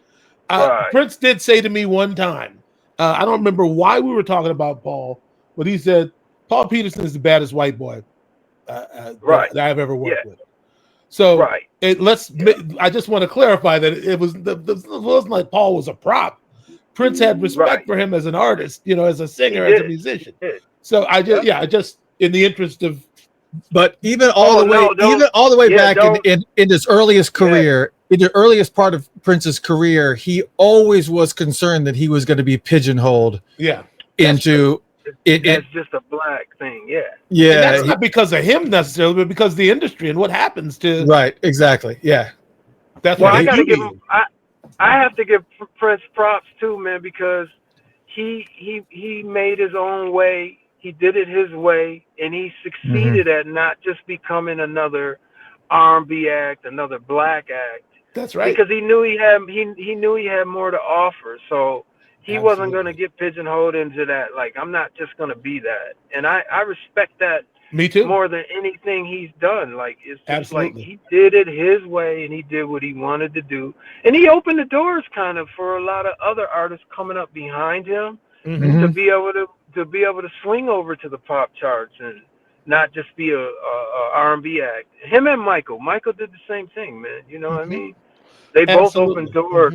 They both opened doors. And speaking of which, I found out a lot about you. One thing you mentioned today that you didn't get a chance to expand on, you were talking about writing and producing and, all the stuff that a matter of fact, you were involved a little bit with Tamara in the scene, in that mix too. But before we go to Tamara in the scene, at one point in time, you had some involvement with Michael Jackson. Tell me about that. Michael Jackson, he signed me, and it was a beautiful thing. I had left Jesse, and I was decided to go out and try to do something on my own. Not necessarily a record deal. I would have accepted one if I had one, but I was just trying to look for something. I really to be honest with you, I really admire what Terry and Jimmy were doing. Huge fan, but I always say I was their number one fan, and Prince and Andre and all those guys number one fan, because I grew up with them. So I was a fan before anyone in the world heard about them. You know what I mean? Yeah. So, but I loved what Terry and Jimmy were doing. I also had thoughts of just producing, making hit records. So I was going out for anything. If it was a deal, cool. If it was production, I actually like producers, because they can still go to the store and walk around and not cause a commotion really, and they get their bread, they get the bag too. So I was looking for anything. So I was writing songs just like water. I mean, I would write 8 songs in one day. Like, I was just writing, and then all of a sudden I was passing out demos here and there, passing out my demo everywhere. And I ended up hooking up with a couple guys in Minneapolis, the Marin brothers, Brett and Mike Marin. And they had a connection to a guy named Stephen Ivory. I don't know if you guys know Stephen Ivory, but Stephen Ivory was a journalist. He wrote for a lot of the teen magazines, black magazines back in the 80s, and I don't know if he's still doing it. But they had a connection to him, and I told him, like, yo, and they ended up being my managers through this whole thing. So I told them basically, hey, can you get him a copy of my demo? Because I was trying to get it to everybody. I had it on the East Coast, West Coast. Back then there was no internet and all this stuff we have now. So you just kind of had to send your stuff in the mail, take it out to L.A., take it out to New York. And so he got it to Stephen Ivory, and Stephen Ivory heard it and said, I love this. Who is this? And, they told him it's Jerry Hubbard. He was the bass player for the time, and Jesse Johnson and blah, blah, blah. And he says, oh, wow, he's really good. Like, who's playing all the instruments? Oh, he is. He's playing the bass, drums, keyboards, everything. Who's singing? He is. Who produced it? He is. So they're like, oh, wow, he's like that. So he says, I'm going to carry his tape around L.A., and I'm always at parties, and I'm always doing stuff. And so one day we get a call from Stephen Ivory, who he already said he loved it. We get a call from him saying, hey, man, I was just at this Hollywood party, and I ran into Michael's people. And Michael Jackson is in the midst of signing artists, or not artists, but signing producers and writers and stuff to his publishing company, which is ATV Music. And Michael, I guess, started that company when he bought up all the Beatles, and I think he bought Sly stuff and Little Richard. But he had this big publishing catalog. So he said, I ran into Michael's people, and they were asking me, did I know anyone that, but basically Michael was looking for people that were self-contained, that could kind of do everything on their own. Mm-hmm. And he basically said, bam, here, check this dude out, Minneapolis cat. He gave it to the company first, and the company got back to Stephen Ivory and said, hey, we like this guy. Like, wow, okay, he's got good songs, and he's doing everything, huh? Yeah, he's singing, he's playing all the instruments. Okay, wow, okay, we like him. So we're like, okay, Steve's like, okay, you're going to sign him? And they're like, no, well, we got one more step to go. And it's like, what's that? Well, Michael has to hear this and like it. Mm-hmm. And so they tell me that, and I'm going, wait a minute. You mean I got to wait around and Michael's going to listen to my stuff? I'm like, no, you're kidding me. Like, and they're like, no, Michael is involved in everything that goes on in his company. There's not a check signed that Michael doesn't know about. There's no one signed without Michael giving the go-ahead. So I'm like, okay, cool. So I ended up having to wait like a long period of time. Of course, Michael's busy, and they're saying, oh, he hasn't gotten to it yet. Give us some time, he'll get to it. So finally, make a long story short, I get a call from my managers, the Marm brothers, and they say, are you sitting down? And I'm like, no, I'm standing, but what's going on? And they're like, Michael finally listened to your music. And I'm like, wait a minute. Like, wait, stop right there, man. Like, what? Are you kidding me? Michael put my demo in a stereo and listened to it? And they're going, yeah, he listened to it. And I'm like, wow. I mean, you could stop there and I'm good. You know what I mean? But I said, okay, so what's the bad news? And they said, there's no bad news. Michael listened to your demo and he told his company to sign you. And I said, what? And so, wow. Yeah. And they said, not only did Michael say to sign you, but he also complimented you on your voice. He loved the way you sang. And I said, oh my gosh, like, I'm done now. Like, I've had Prince loved me and Michael loved me. Oh my God, like, I'm in heaven right now. So Michael basically told his company, go ahead and sign him up, man. And that's how I signed the Michael thing. I actually remember hearing about this, Hub. I just realized Sonny was the one who told me when you got your deal. Yeah, I got the deal. And actually, I was talking to someone the other day, and they were basically reminding me that it was a big publishing deal. Yeah. My lawyer, I had a New York lawyer, very expensive lawyer, and he told me, he said, man, I can't believe they're giving you this. And I was like, really? Like, he says, this is a big publishing deal. He says, I just did a publishing deal for Living Color, the rock group. And he says, let me tell you, I'm not going to tell you how much they got, but they didn't get anywhere near what you're getting. I'm like, really? And they got records. They got hit records. Wow. So Michael gave me, he gave me the bag, man. He believed in me. And that's all right. Yeah, and I never forget Michael's people, and Michael and them were asking me to move to L.A. At that time, I was still in Minneapolis. and they asked me to move to LA, and I kept saying, I don't know if I want to go to LA. Sometimes I look back and go, maybe I should have came to LA, but I don't know. Michael even offered me to go to Neverland. Is that what it's called, Neverland or something? Yeah. He even said, yo, you can come out to my place. I got equipment, studio, and they said you should come out. You know, you enjoy it, and you can run into anyone at the supermarket or at a restaurant. And I was like, I kind of love Minneapolis. I kind of want to just work here. I like my work environment now. And they were like, okay, cool. But I'll tell you how much money they gave me. They called me after they signed me and gave me the money. And they asked me, hey, Jerry. I said, yeah. They said, what you going to do with all that money? And I said, huh? What do you mean? Like, I was like, why are you asking me what I'm going to do with my money, And they said, well, we're just wondering. I said, well, I'll give you an idea of what my plans are. I said, I'm getting ready to go out and buy a whole bunch of music gear, and I'm going to build a studio. And they were excited. They were like, what? Really? I said, yeah. I said, why is that blowing you guys' mind? And they said, well, we've had people that we signed, and they went out and bought the biggest Mercedes they could find. And I said, really?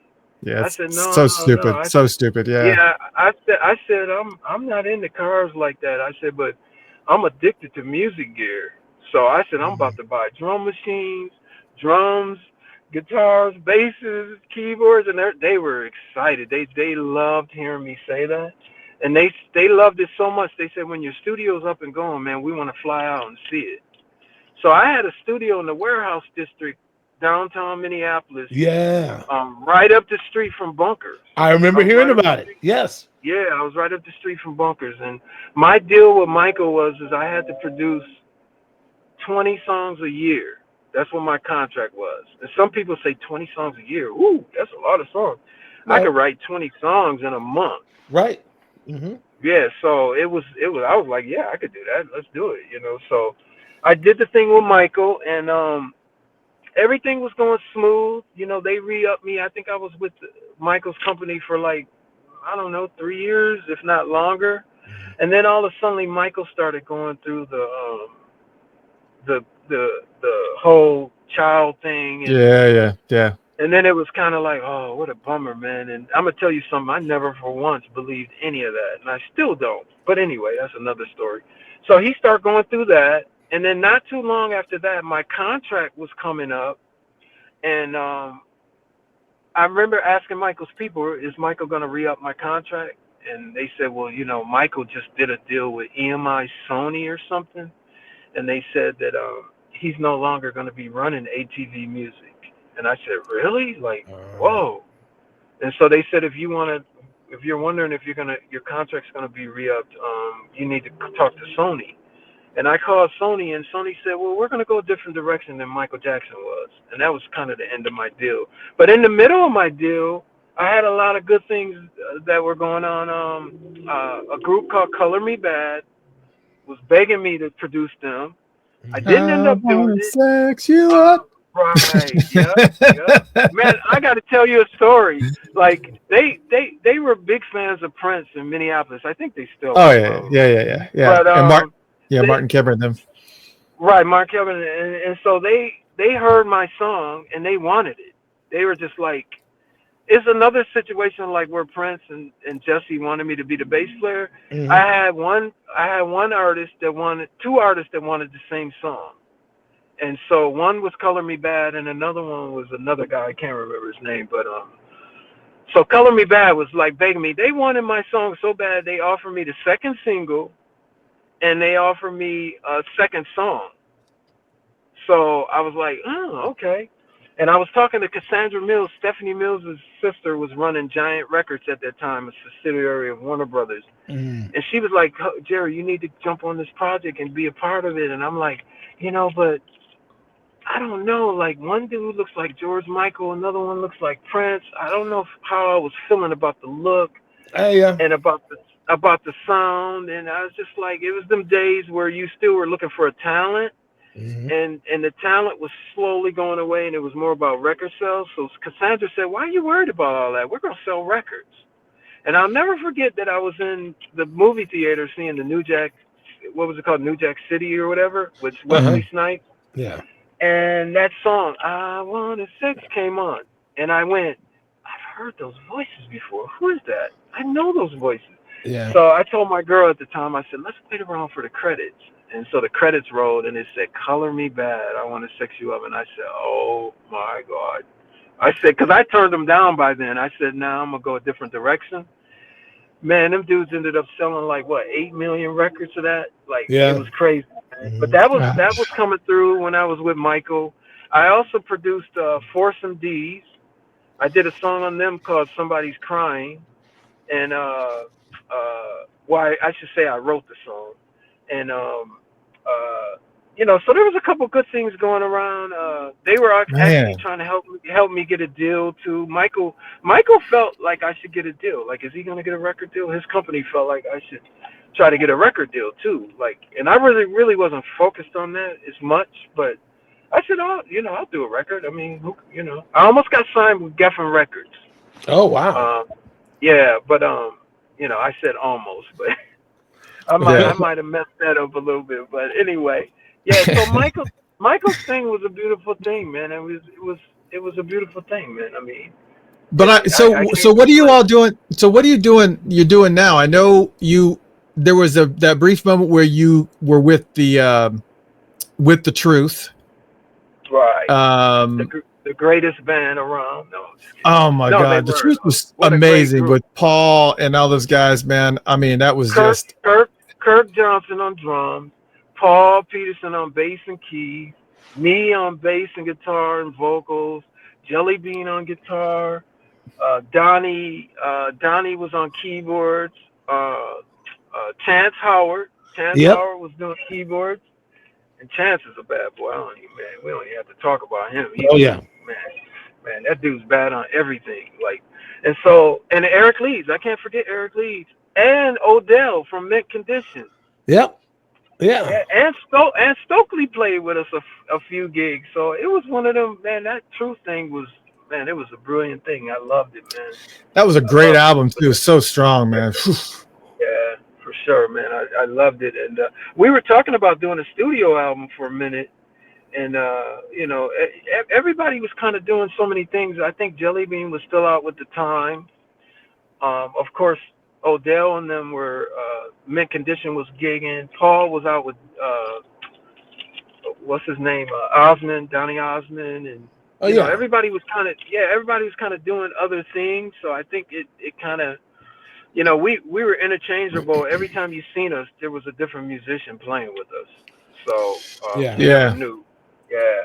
And at the same time, I got a call from my girlfriend at the time, saying that, just to make a long story short, saying that she was pregnant. So I was like, oh, really? She's like, yeah. I was like, come on back to Minneapolis, though. Let's do this. I was excited. She's like, I'm not coming back to cold Minnesota. Like, so that's when I ended up moving out to LA. I see. And, gotcha. And so I decided that, I wanted to be a dad at that point. I was like, my dad was always on the road and he was always gone. And I was always like, Mommy, where's Dad? Oh, he's in China. He's in, whoever he was. And so I didn't want to be that dad. And I was like, I'm gonna be with my boy. I'm gonna raise him. And so at that point, I kind of checked out and just started raising him. I got to do a shout out to my boy Julian Hubbard. That's my love, man. I love him. So, I kind of decided I wanted to do that for a minute. But in between all of that, too, I worked at a college with Paul Peterson, a college in Minneapolis called IPR, Institute of Production and Recording. Yeah. And a friend of mine, Jack Robinson, started that school. Black Jack.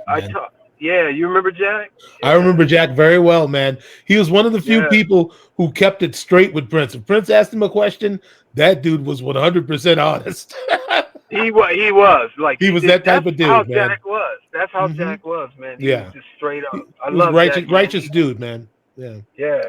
He called me and asked me if I wanted to teach down there, and when I get there, Paul's down there. I'll never forget. Morris Day, I think Morris came by himself. I don't think the Tom was with him, but Morris Day came into the school one day. I don't know what he was doing, but Paul came in and said, "Morris, what's up, man?" And then I came in and said, "Morris, what's up?" He said, "Damn, everybody's at the school, man. What's going on?" He's like, "Yeah, we were all teaching there. Man. It was a beautiful thing, man." And I taught there, I don't know, maybe for 2-3 years, maybe. And then, Wow. and then cool. I went over to Japan. I did a little thing with a Japanese artist over in Japan. I was over there with Mike Scott. You guys know Mike Scott. Come on, man. Yep. Oh, definitely. Yep. Well, we're trying to book him. Yeah. He might be our guest next week if things don't turn out different. Oh, really? Okay. Yeah, that's a good guess, man. That's my guy right there. Yeah. Man, I love his playing, man. He's the most well-rounded guitar player I ever heard in my life, man. But He's fantastic. I was over there with Mike Scott, John Blackwell, and Tony Royster. I don't know if you guys know Tony Royster. I do. Yeah, Tony was over there with us. Tony was only like 15, and so I mean, Tony's a bad dude, man. Like, Definitely. If Tony's listening, man. What's up, Tony? I haven't seen him in years though, but I went over there to Japan for a minute and then came back, and then you know, I'm where I am now. You know, I ended up connecting with Jesse. And you know, Jesse's like, "Yo, man, you should be playing. What you doing?" I said, "I want to play. I want to play. Let's do it." Yes. So it's exciting to be back with my man. Like Jesse's my guy, man. I am so excited. I am so excited, and it was so great to see you guys jamming at Celebration, man. Because I was just, I mean, the last time I got an opportunity to see Jesse was 2008, I want to say it was, and it was a little show in Atlanta where that got snowed out. We didn't even have, I think we had like a dusting, but it was enough to cause all types of mayhem here in Atlanta.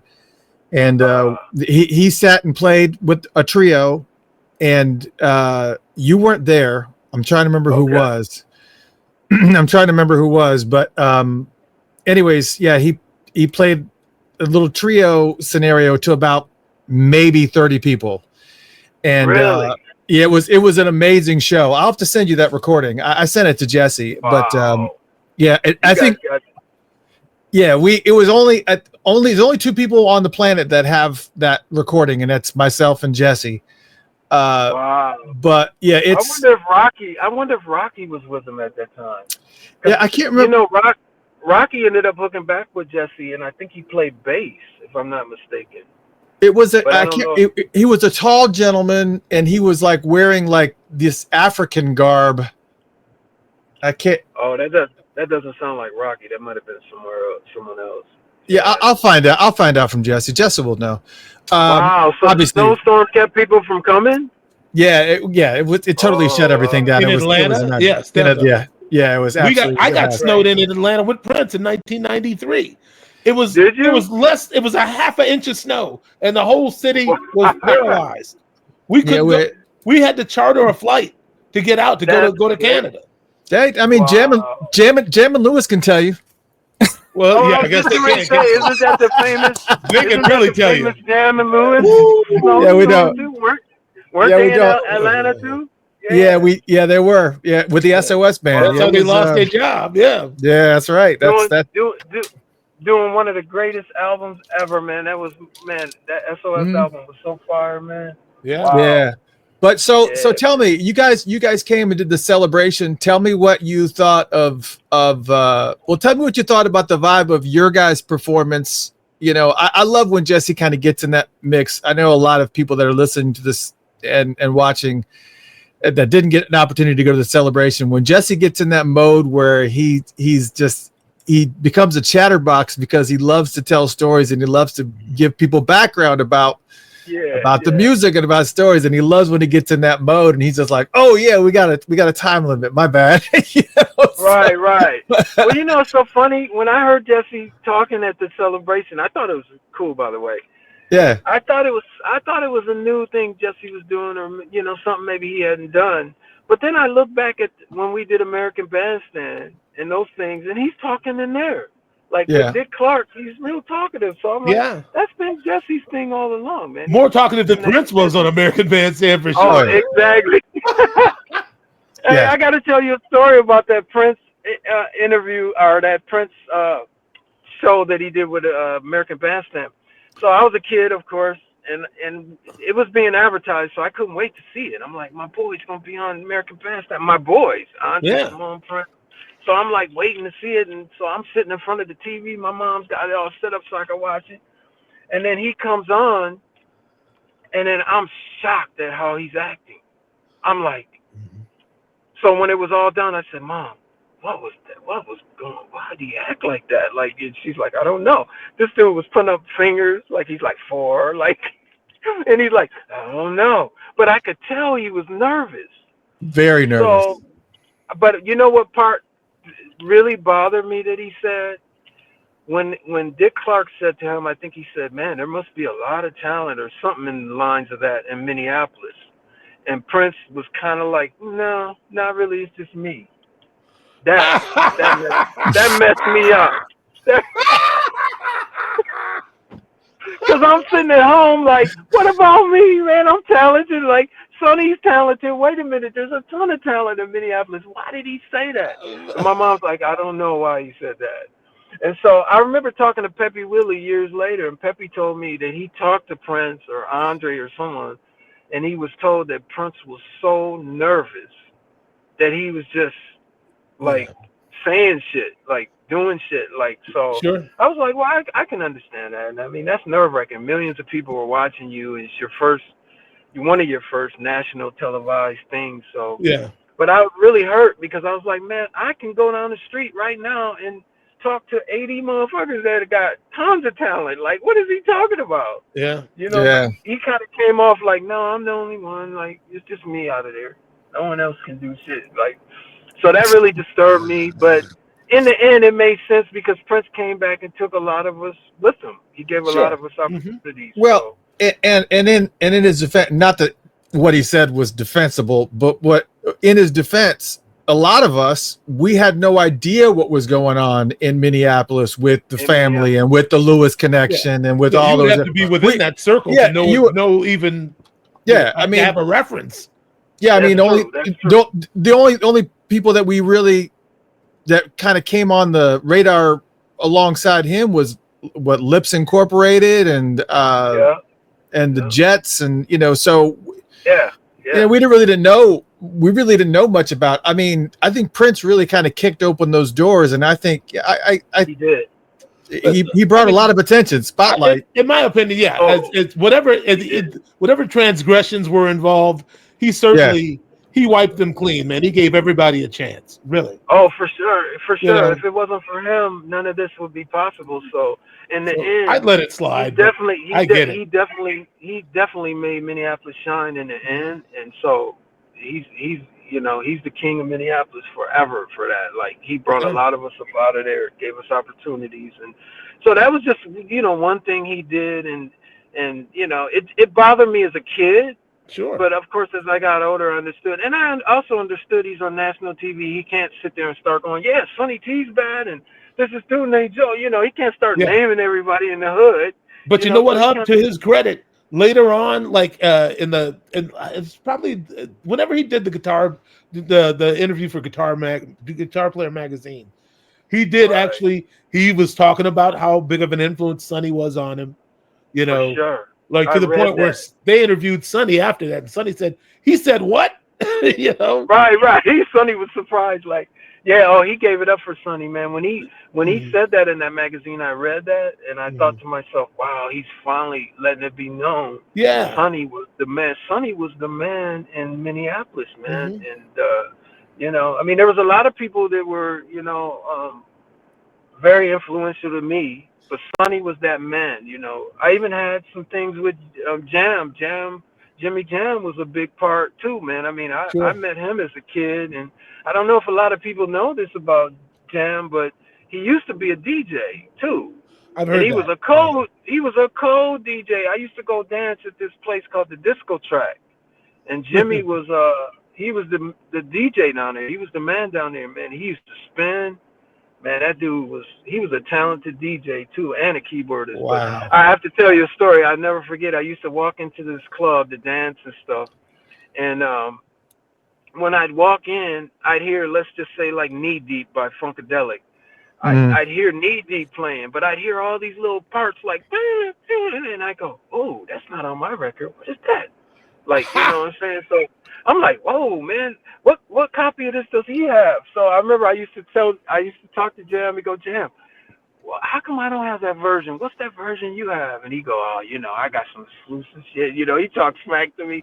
And I was like, oh, man, I need to get a hold of that version. Like, it would have a whole nother bass line or something on it. So finally I walked into the club one day, and I'd just always be eyeballing Jimmy Jam. I would watch him like, what's he doing? What's going on in there? So one day I looked up in the booth, the DJ booth, and I saw a stack of keyboards. Okay. And I said, oh, shit, he's in there playing keyboards. So I asked Jimmy Jam, I said, yo, man, you in there playing keyboards? And he said, oh, yeah, man. I said, man, that shit is so funky. I thought George Clinton put out a new version or something. I didn't have it. That's hot, man. Jimmy was up in there playing along with the music. That was some stuff before hip hop and rap got started. Like, right. He was doing that, you know, he was doing that already. He was doing that before Dre even thought about doing it. You know what I mean? He was playing along with the music. You know, he could have sold that and people would have bought it. Like, so Jimmy was big, man. Yeah, man. I love Jimmy, man. I remember one time Jimmy Jam was opening for my dad, his band, Eminem Hustlers. And I was a little kid, and I said, Jimmy, man, what does the M&M stand for? You know, and he told me, yeah, you know the candy M&M? I was like, yeah. He said, man, we represent the candy. And I was like, what? I was like, man, no, you don't.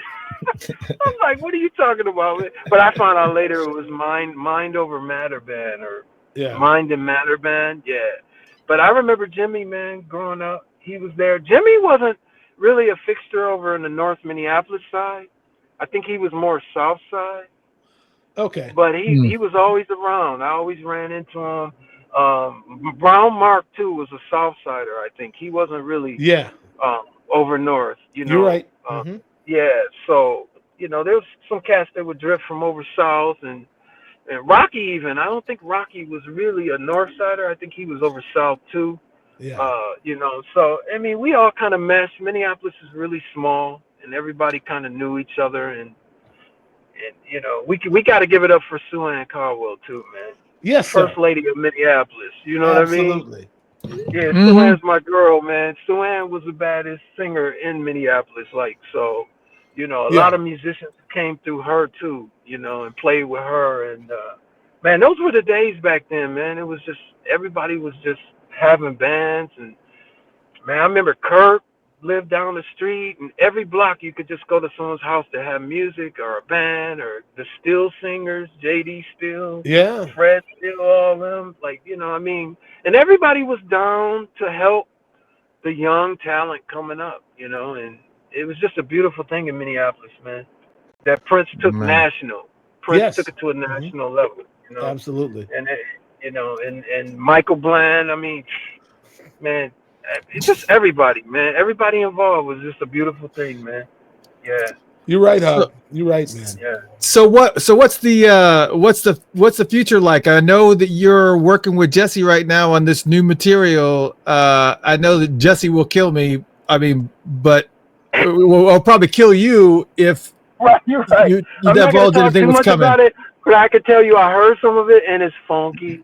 You know, it's gonna be hot, man, and you know, he's finishing it up, and we're gonna start gigging a lot more. You're gonna start seeing a lot more of us, hopefully. And I don't want to put too much out there because I don't know exactly the plans, but I know that something's brewing and something's gonna be happening, and I'm happy to be back in this position playing the bass, backing my man up. So he told me a lot. And, you know, in some that he even shared on the show, but he's told me a lot about what's coming up, but I was more interested to see if there was any update or anything that got solidified, but I should know better. Right. Well, no, right. Yeah, exactly. Right. Yeah. You know. I should know better, but I don't. You know, Jesse's on that Prince level, man. You know, you got to just wait and see what he's about to do, man. But Jesse's a cold dude, man, and I heard a couple of the tracks, and man, it's I can't wait myself. So Yeah, so it's gonna I'm excited for people to hear Promised Land. Because that track, I can't wait till you people hear this, because it's not where he's going with this album is so wide and so expansive and so beyond. It's like if you took kind of you can forget the rawness really that he did on his first 3 albums. He's definitely progressed and going somewhere else, and just the palette that he's working with is just insane. And he is making sure that he's taking advantage of every single channel and every single opportunity to kind of flesh out the sound. And it's just, I mean, I'm really looking forward to it, man.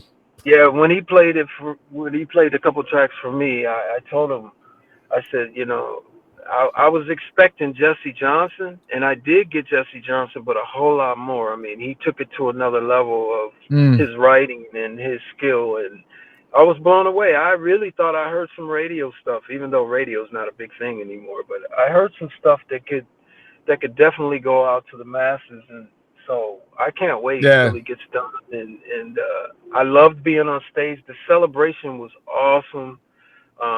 Just seeing everyone. Jerome, I got a big hug from Jerome. Gave him a big hug. That's my guy, man. He grew up too. I mean, we didn't talk about Jerome enough. He was a big part of the whole growing up in Minneapolis thing, man. I used to see him every day when I was growing up. So it was good to see Jerome and Oliver Lieberman, and because you know Oliver was in Tomorrow in the Scene, so been knowing him for a while, and Kirk was, I think, playing drums with the family, so, and Jelly Bean, and it was just good seeing everyone. The celebration was nice. I hadn't been in Paisley, for years. I think the last time I was there was the 90s, mid-90s or something. So it was good to be in Paisley again. It's kind of strange seeing the museum part of it, because I haven't been in there since Prince passed away. So it was just really weird. It was hitting me weird, but I understood what was going on. He's passed away. So so seeing all his clothes and the mannequins were just kind of strange to me. But it was fun being up in there, and it's fun celebrating Purple Rain. We did that so long ago. We shot most of the live stuff we shot at First Avenue. So it was good to see First Avenue again and remember that club. And we a lot of fun times there. Thursday nights dancing and having fun, and it was just good to be in Minneapolis. I hadn't been to Minneapolis for a while too, so it was just good. It was like a homecoming for me, man, just to be back home and and see everything. A lot of things are different, but a lot of things are the same. So fun times, man, fun times. I got to tell you a story, though. I know you probably got to go, but the first time I hung out with Morris Day was on the Purple Rain set when we moved to First Avenue. And I'll never forget the story. I got to tell it, though. But they called a break on the Purple Rain set. So it was lunchtime or something. And they used to pull up these food trucks for us. And I remember Morris Day and Jerome always stayed in the character. They man, I loved them cats, man. I used to laugh. They were funny to me. But Morris said, if I remember correctly, he said, "I'm not eating that commissary food." And then Jerome said, "I know, man." And then me being young and just saying whatever, I said, "Yeah, I ain't eating that either, man. I don't want that either." And then Morris said, "Yeah, you don't hoe?" He said, "Come on, let's go." And I never forget, me, Jerome, Morris, and a bodyguard walked from First Avenue across Hennepin Avenue to a restaurant called Nankin's, a Chinese restaurant. Nankin, yeah. I remember the Nankin. Yeah. And we sat there and we ate what we ate. We didn't eat a lot because we were still shooting a movie. Sure. But we sat there and we talked. And I remember I was looking at Morris so hard, like, just couldn't believe my boys had made it like that. I was just blown away, man. Like, and him and Jerome were in the character.